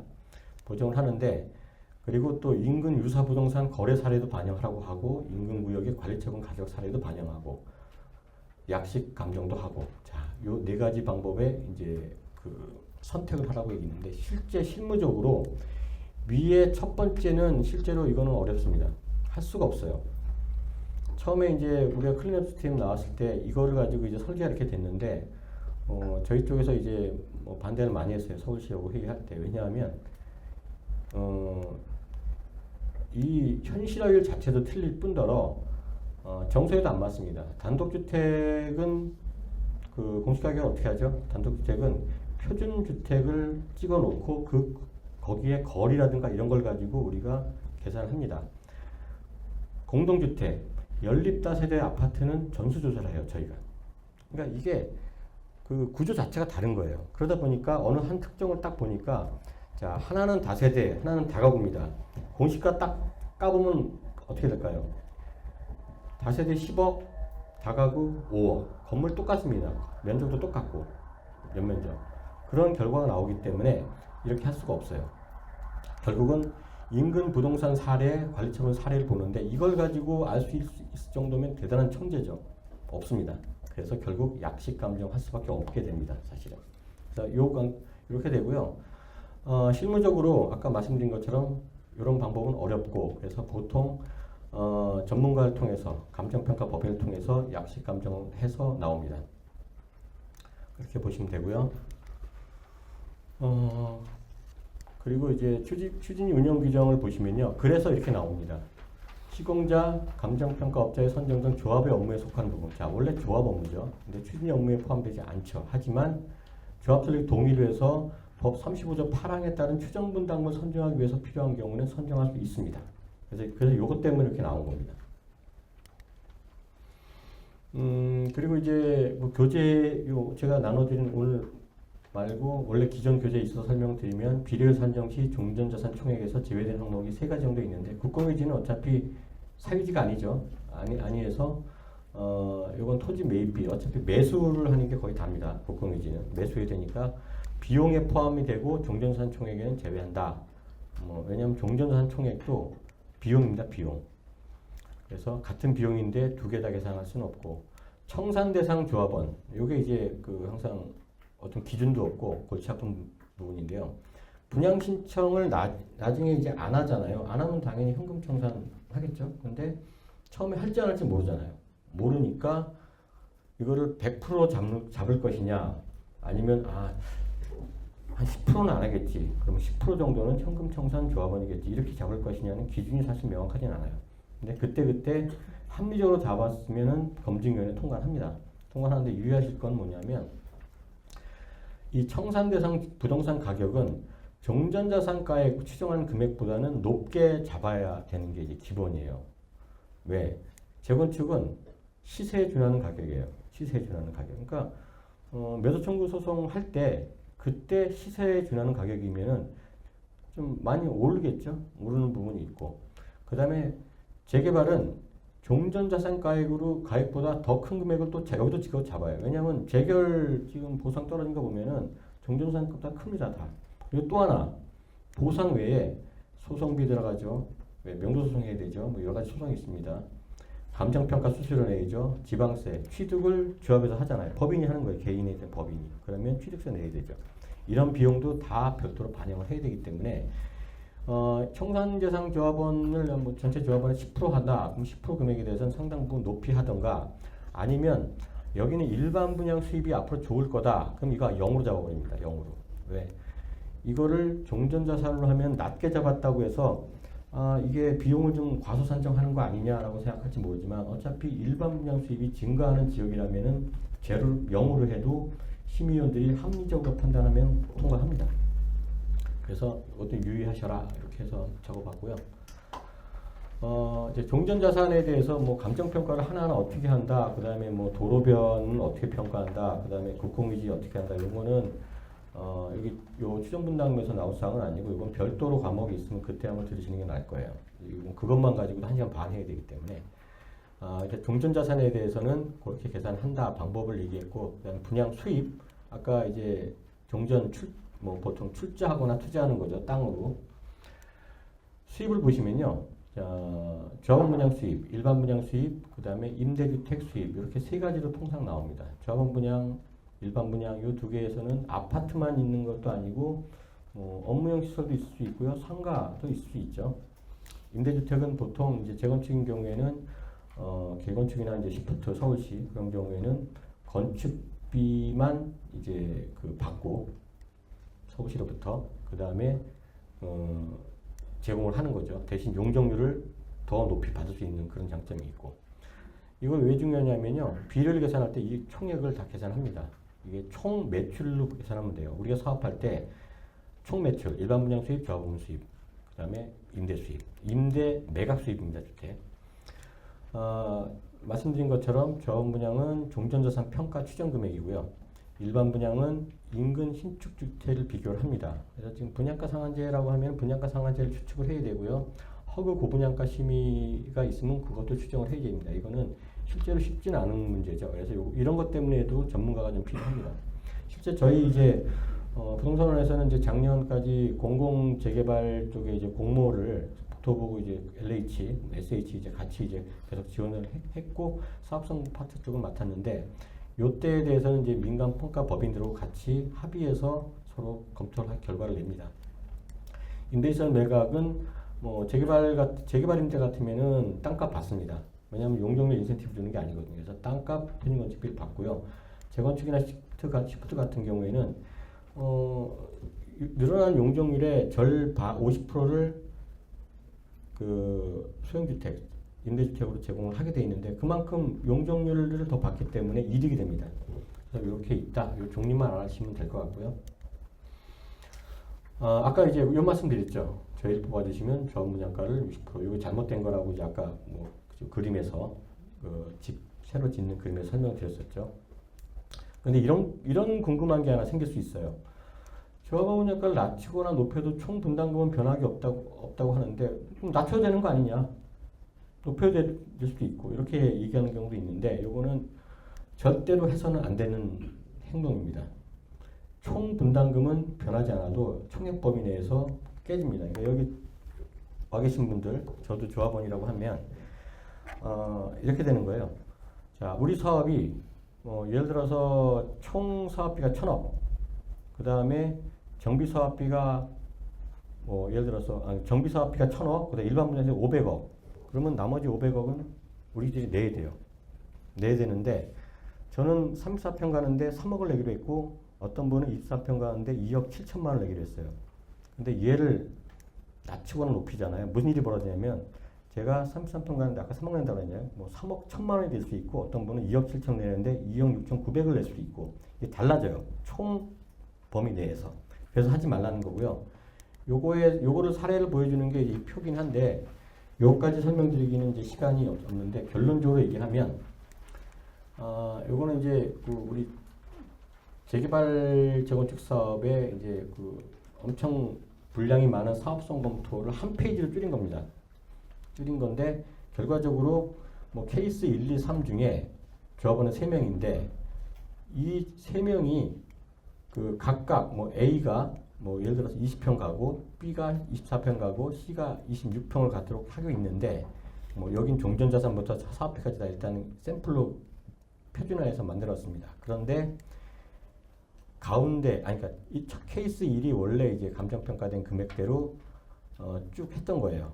그래서 근데 A는 뭐 20평 가는 아파트 분양가가 평당 1,350, 뭐 26평 들어가는 C가 26평 들어가죠. 이거는 1,250이었는데 분양가를 10% 내려버렸어요. 내렸더니 어떤 일이 발생하냐? A란 조합원 20평 가는데 원래는 1억 1,630만 원을 내면 되는데 분담금이 1억 1,550. 줄어들었네? 잘 됐다고 생각하지만 누군가는 더 냅니다. 자, 26평 가는 조합원이 1억 2천이었는데 1억 2,220만 원을 내버리는 이런 상황이 발생하는 거죠.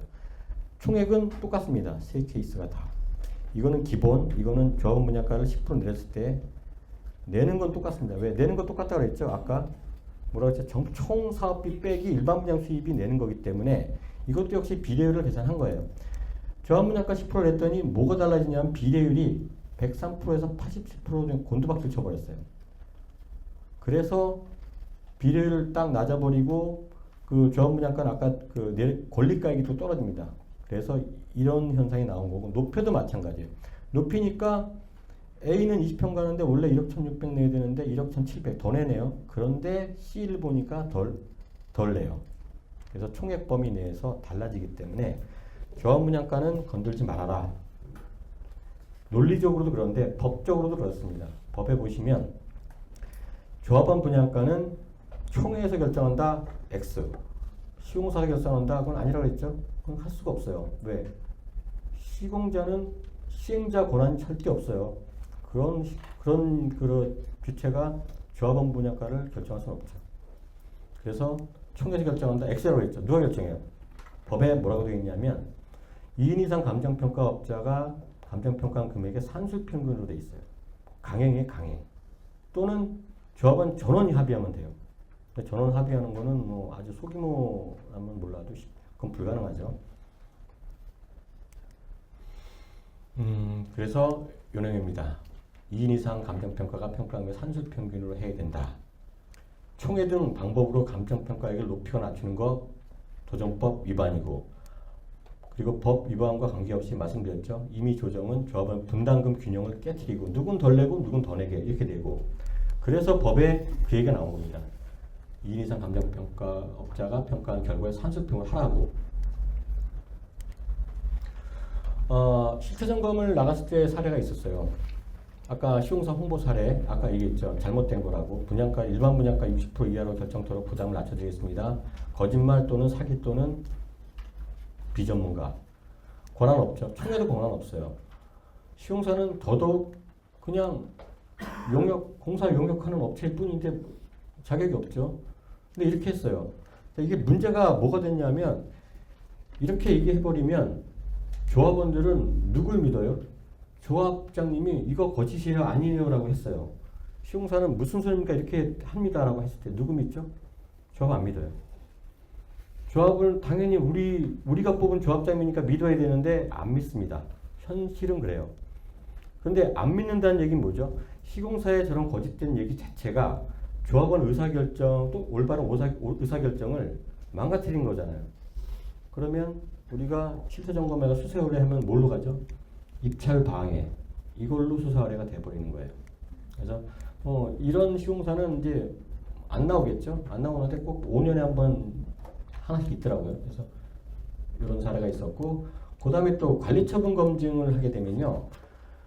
이런 경우가 많이 있어요. 자, 2주택까지 분양받을 수 있는 거 알죠? 종전자산 금액 범위 내. 그러니까 단독주택, 재개발 같으면 단독주택인데 땅이 너무 넓어.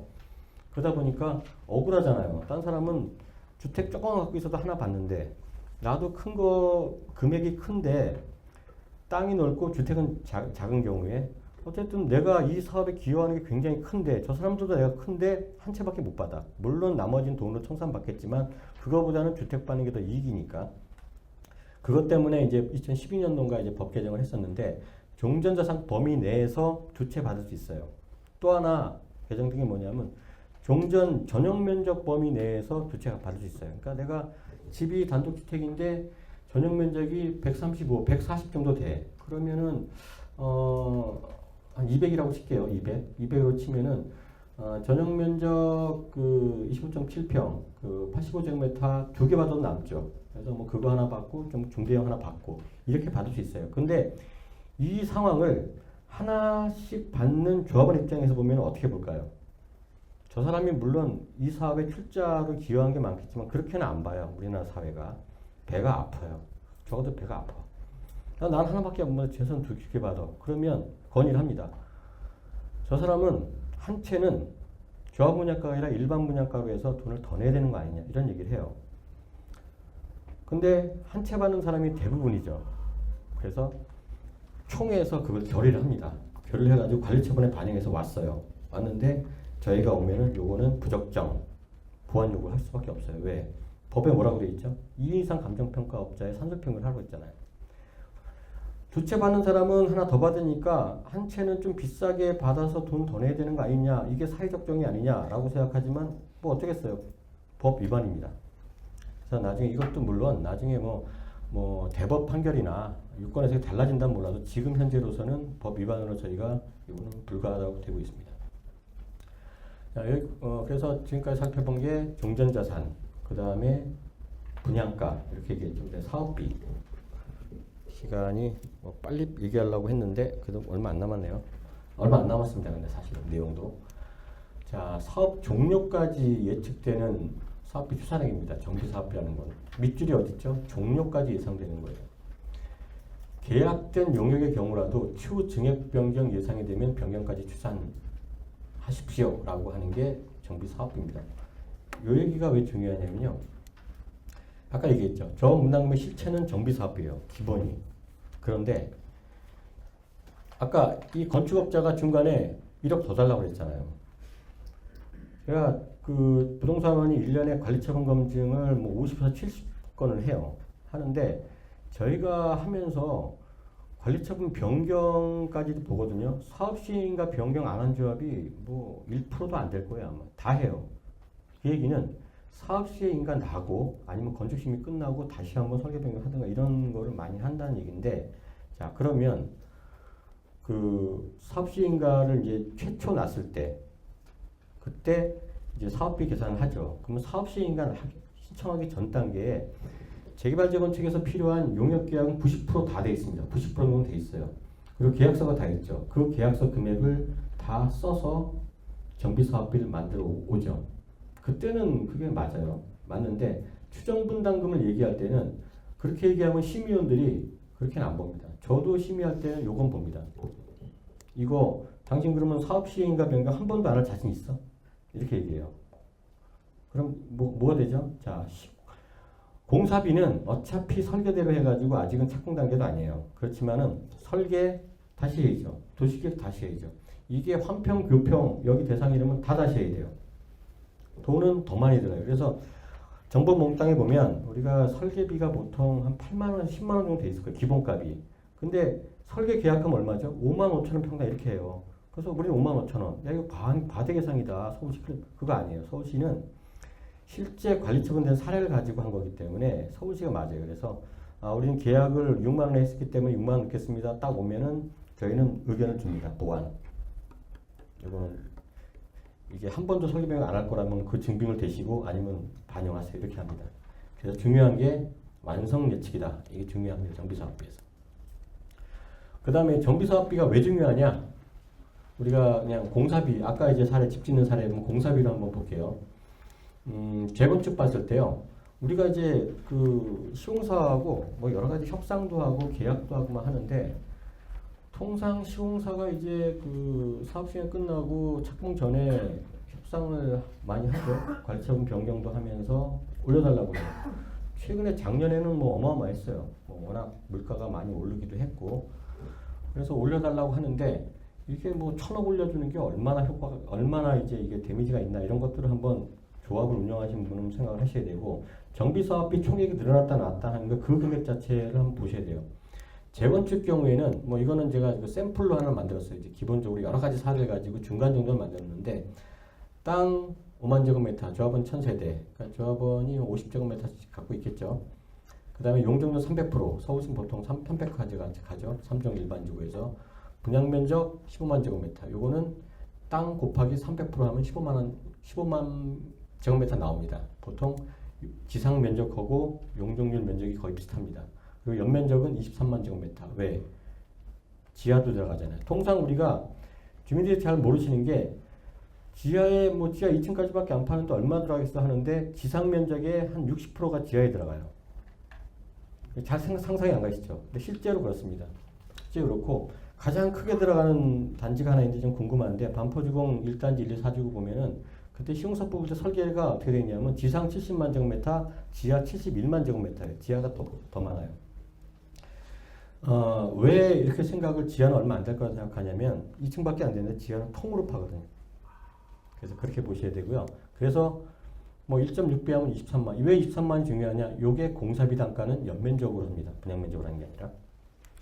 그래서 지금 550만 원 가지고 공사하기 쉽지가 않죠. 근데 요거 만들 때는 550만 원 정도 됐어요. 그래서 평당 550만 원, 공사비 3,827억, 세대당 3.8억 정도가 나옵니다. 그러면 이 집을 다 짓고 일반 분양 하나도 안 하고 우리가 다 갖는다.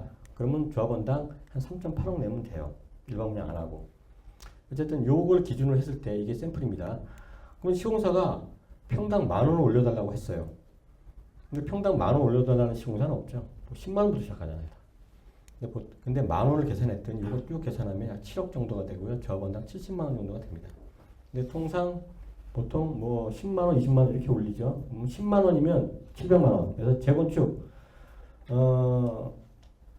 평당 10만 원 정도 되면은 조합원 한 명당 주문해서 700에서 뭐 한 800 정도 나간다 이렇게 생각하시면 돼요. 그래서 사업비 관리할 땐 이런 것들을 생각을 하시고 운영하시면 되고요.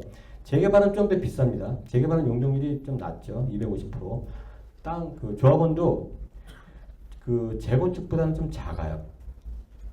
그래서 요게 이제 기본적으로 이게 평균 샘플인데 용적률 250%, 분양 면적 19만 5천 좀 작죠.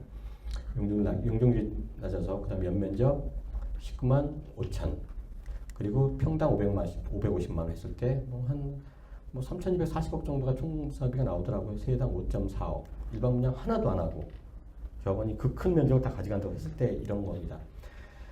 평당 10,000원 올려달라고 했을 경우에는 같은 계산하면 한 6억 정도 나와요. 근데 조합원 600명이죠. 약 100만 원. 그러면 아까 얘기했죠. 10,000원 올려달라는 친구가 없어요. 그래서 10만 원 하면은 1,000만 원 이렇게 보시면 돼요. 보통. 뭐 요거가 이거랑 뭐 유사하게 이제 분양가나 이런 것도 계산을 많이 한 건데 정비 사업비만 좀 설명드렸습니다. 그래서 사업비 개념은 이런 게 개념이다. 요거 설명드릴 수 있고요. 자, 이제 사업비 다 알고 분양 수익비 이제 어떤 방법 알고 종전산이 뭐다 알았으니까 이제는 입력해야죠. 어디다 서울시는 정보 몽땅히 합니다. 정보 몽땅에 추정 분담 시스템이 거기다 하면 되고요. 정보 몽땅에는 기본적으로 약간 이것도 업데이트를 좀 해야 돼요. 사업비 항목들을. 근데 이제 이 과거에 이게 좀 오래돼서 아직 업데이트는 아직 안 되는데 약 53개 항목으로 관리가 되고 있습니다. 서울시 정비사업 관리 시스템으로서 사업 관리는 물론 저의 정보 공개 툴. 원래는 정보 몽땅 클리어 시스템은 정보 공개 툴로서 굉장히 그 효과적인 툴입니다. 근데 여기에 추가로 된 게 이제 요 추정 분담금, 요 자동 산출 기능을 제공합니다. 그래서 정비계획 고시 내용, 추진 일정, 계약적인 건축 개요, 뭐 가격 자료, 뭐 정비 사업비 다 입력하면 나옵니다. 조합원별로. 다만 이제 해당 사업 특성에 따라서 항목별로 값을 좀 조정을 해야 되는데요. 53개라고 했죠. 뭐 이거 하나하나 다 보실 필요는 없고요. 뭐 위에 보시면 뭐 건축공사비, 지하층 공사비, 철거비, 기반시설, 토지건축, 청산금, 보상비부터 해가지고 설계비, 신탁 등기비, 이건 재건축에 해당하는 건데 운영비 이렇게 해서 53개 항목이 총 정비사업비로 나옵니다. 하나하나는 계산 방법은 이제 그 설명이 있어요. 설명이 있는데 그거를 이대로 하면 되겠지라고 하시면 안 되고 각 사업마다 좀 보정치를 해가지고 해서 보통 추정분담금 할 때는 그 감정평가 법인이라든가 이렇게 전문가들이 참여를 하는 게 대부분이고요. 그렇게 안 하시면 사실 불가능할 거예요. 이렇게 정비사업비를 다 입력을 하고 그러면 이렇게 입력하죠. 추정금액 자동 연산되면은 뭐 계약 등으로 확정시 금액 규모 맞게 수정 가능해가지고 예정 금액 이렇게 다 하면은 뭐 나중에 나옵니다. 그러면 조합원별로 그건 이제 좀 이따 말씀드릴게요. 자, 그래서 정비사업비 유의사항을 좀 어차피 정비사업비 입력 툴이니까 말씀드리면 아까 얘기했죠. 완성 예측 금액으로 해야 된다. 뭐죠? 종료 때에 들어갈 게 예상되는 금액, 지금 당장 계약된 금액으로 하는 게 아니다. 이렇게 보셔야 되고, 그러려면 어떻게 되냐? 인근구역의 관리처분 계획 자료 또는 뭐 청산했으면 뭐 예를 들어서 한 3, 4차 관리처분 변경 자료 보면 대충 비교가 돼요. 그래서 그런 사례를 좀 보시는 게 좋고, 현금 청산 아까 얘기했죠. 우린 청산금만 잡아 안 되죠. 왜? 취득록세 취득한 사람 내는 거죠. 감정평가 시행자가 내죠. 소송비 시행자 내야 되죠. 이런 것도 계산해야 되는 거고 설계비, 도시계획비, 사업시행 변경을 꼭 생각해서 내야 되는 거고, 교통성 검토, 이게 잘 모르는 부분이 있어요. 교통영향평가는 2번 해요. 뭐 사업계획 변경할 때 하는 게 아니라 준공할 때 한 번 더 해요. 왜? 확인용 교통성 검토가 또 있어요. 이런 것도 있고, 가장 중요한 거, 이주비 금융비용 계산할 때, 물론 지금은 추정분담할 때 이주비 금융비용을 별도로 조합원 개별 부담으로 하는 경우가 많아요. 그 세금 때문에. 그렇지만은 어쨌든 이 기간은 굉장히 중요해요. 사업계획 잡을 때. 그래서 기간을 우리는 조합원이 협조가 좋아. 그래서 우리는 이주철거 6개월이면 돼. 그런 거 우리 검증위원회 들어오면 다 돌려보냅니다. 현실적이지 않거든요. 자, 예를 들어서 명도소송할 때 명도소송 아무리 짧아도 6개월 걸리죠. 통상 1년 걸리잖아요. 1년 걸리고, 그 다음에 집행해야죠. 자, 우기, 뭐 서울시 의뢰로 우기, 그 다음에 동절기 집행 못해요. 그런 것도 있고, 그 다음에 하다 보면 땅속에서 오염토, 건축 폐기물 이런 것도 많이 나오고요. 뭐 그 다음에 또 우리가 일조권 하면은 머리 아프죠. 환평 받을 때 일조권 정말 머리 아파요. 머리 아픈데 그거 말고도 또 있어요. TV 난시청. 제가 한번 경험한 건데, 저도 생각도 못했어요. 한 8년 전 사업 관리할 때 경험을 했는데, TV 난시청 민원이 들어왔더니 판례를 보니까 TV 난시청 지역에 대해서 20년간 TV 볼 수 있는 거리를 보장하라고 돼 있어요. 판례. 그래서 이걸 어떻게 해? 기지국을 세우는 거는 안 되죠. 불가능하죠. 그래서 20년간에서 돈으로 계산하고 다 해서, 그 다음에 뭐 유선 TV 제일 싼 게 그때 4,400원이었어요. 그래가지고 보상 쪽으로 해서 한 적도 있는데, 모르잖아요. 이거는 전파관리소 전화해서 도면 주면 나옵니다. 요만큼 난시청 지역입니다. 뭐 이런 팁도 있어요. 그리고 검증하다 보면 이런 경우도 있어요. 어처구니 없게 부가가치세를 완전히 빼고 별도로 넣는 그런 조합도 있었어요. 이 부가세 얘기하면 한참 걸리는데, 당연히 부가가치세는 최종 소비자가 다 부담하는 거죠. 최종 소비자 누구죠? 조합이에요. 사업시행자. 사업비에. 근데 그거를 나중에 환급 받는다는 얘기를 가지고 다 빼버립니다. 환급 받아봐야 돌고 돌아서 다 부담해야 돼요. 그 다음에 또 위상 보면요. 일정. 아까 우리 조합은 단합이 잘 돼서 6개월에 일주철거 가능하다며 이렇게 만들어요. 6개월. 근데 아까 명도소송 얘기했죠. 1년. 물론 몇 명 안 되면 짧아요. 자, 철거 기간만 3개월 걸려요. 요즘에 성면이 나왔다. 성면 나오면 아파트에 성면 나왔다. 그리고 하필이면 이게 외부. 요즘에는 성면이 실내만 있는 게 아니라요. 외부 창틀 코킹에도 있어요. 그럼 어떻게 해요? 아파트 한 동을 다 싸야 돼요.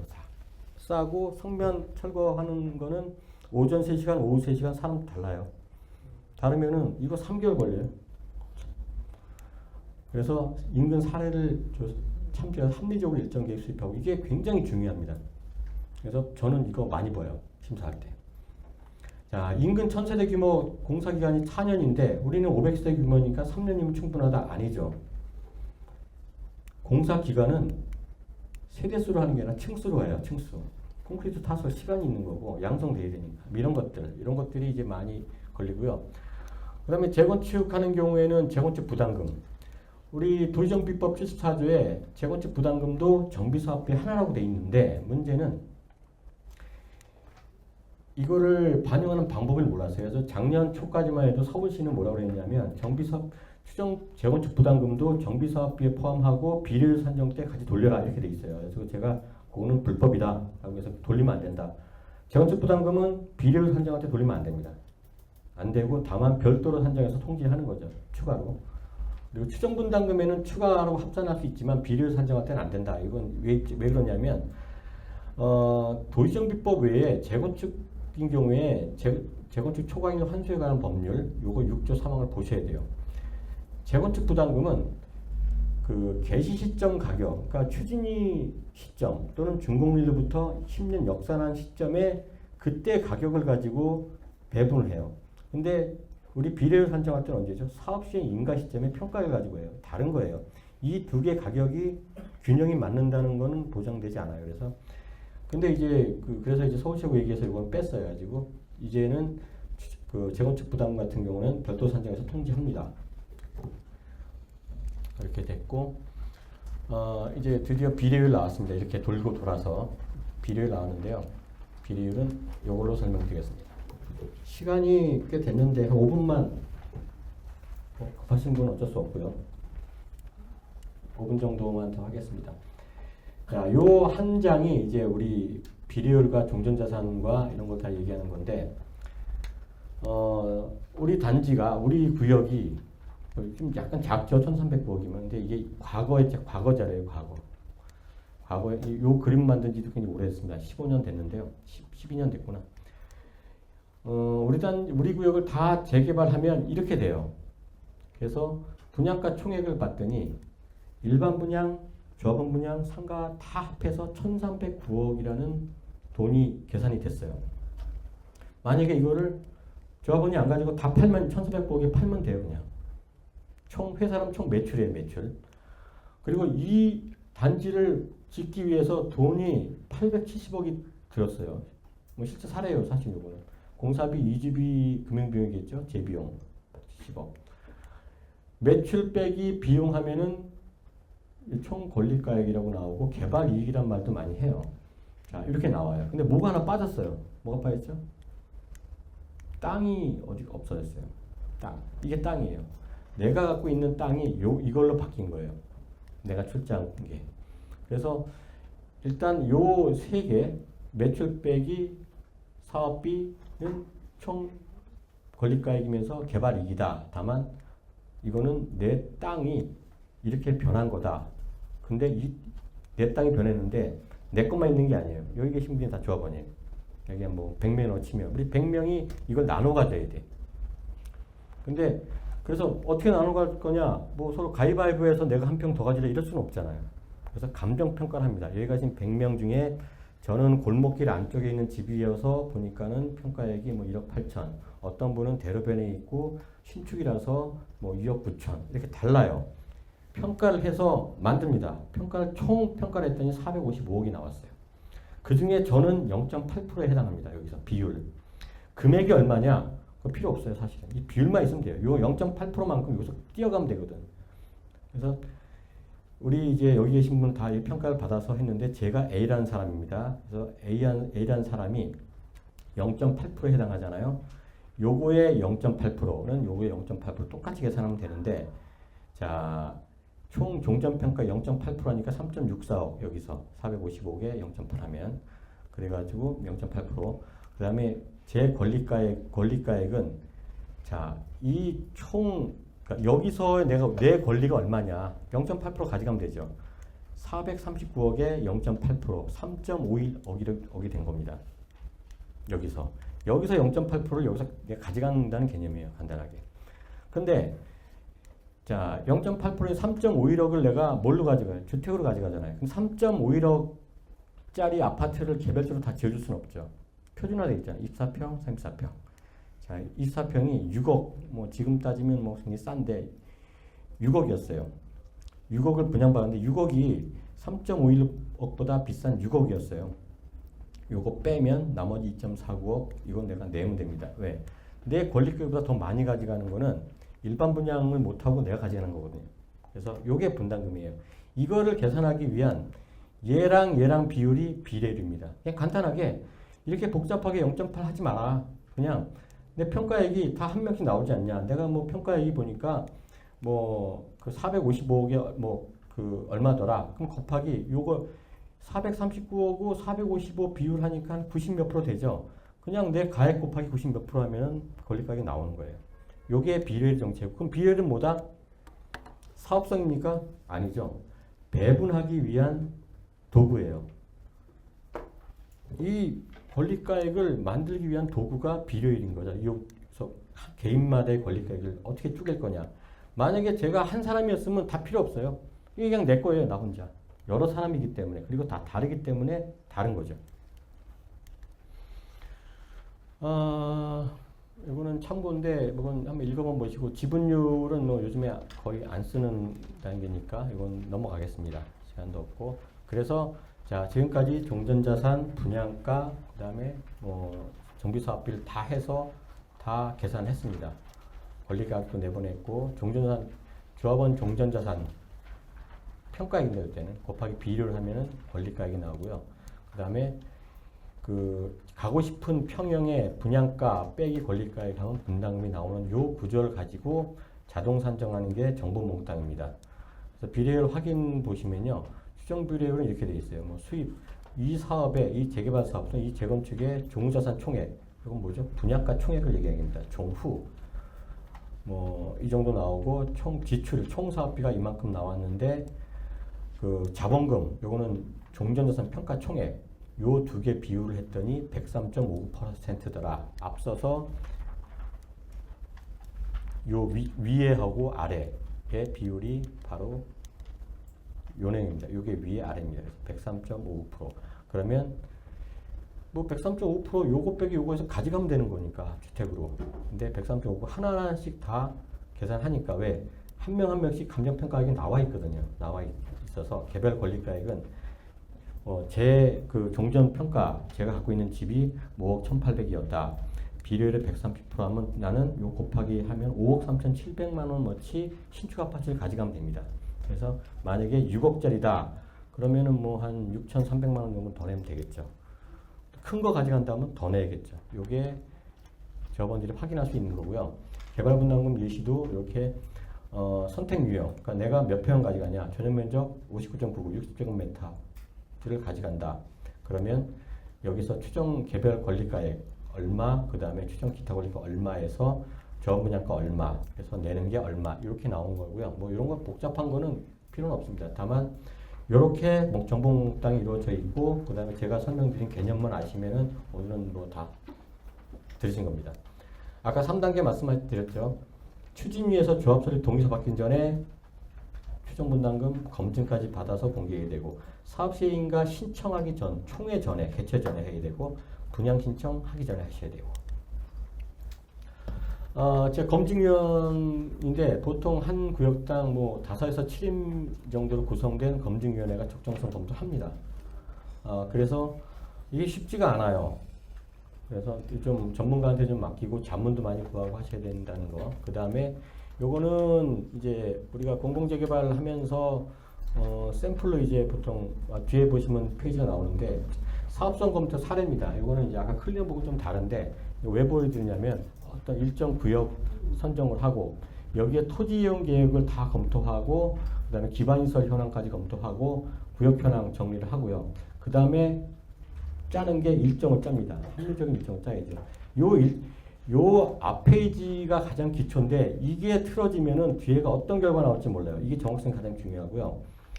그래서 가장 중요 대상지 현황 분석과 일정, 그 다음에 검토 기준 어떤 검토를 하겠다 이렇게 나오고, 그 다음에 토지이용 계획에서 구체적으로 용적률 얼마고 어떻게 필지 구성되고, 그 다음에 공원 도로는 어떻게 구성되고, 그 다음에 건축 계획은 설계됐으니까 나오겠죠. 몇 평형 얼마 짓고 임대 얼마 짓고 상가 어떻게 짓고, 그 다음에 분양가 책정을 합니다. 하나하나가 좀 쉬운 일은 아니에요. 그 다음에 재개발 임대 계산을 하고, 그리고 미리 관리처분을 짜보는 거죠. 일반 분양 수익은 이 정도 되고 조합원이 이 정도 평형을 가져가겠다. 그리고 공공임대는 이 정도 공급하겠다. 이렇게 계획이 되고, 그래서 정비사업비의 총괄표가 나오는 겁니다.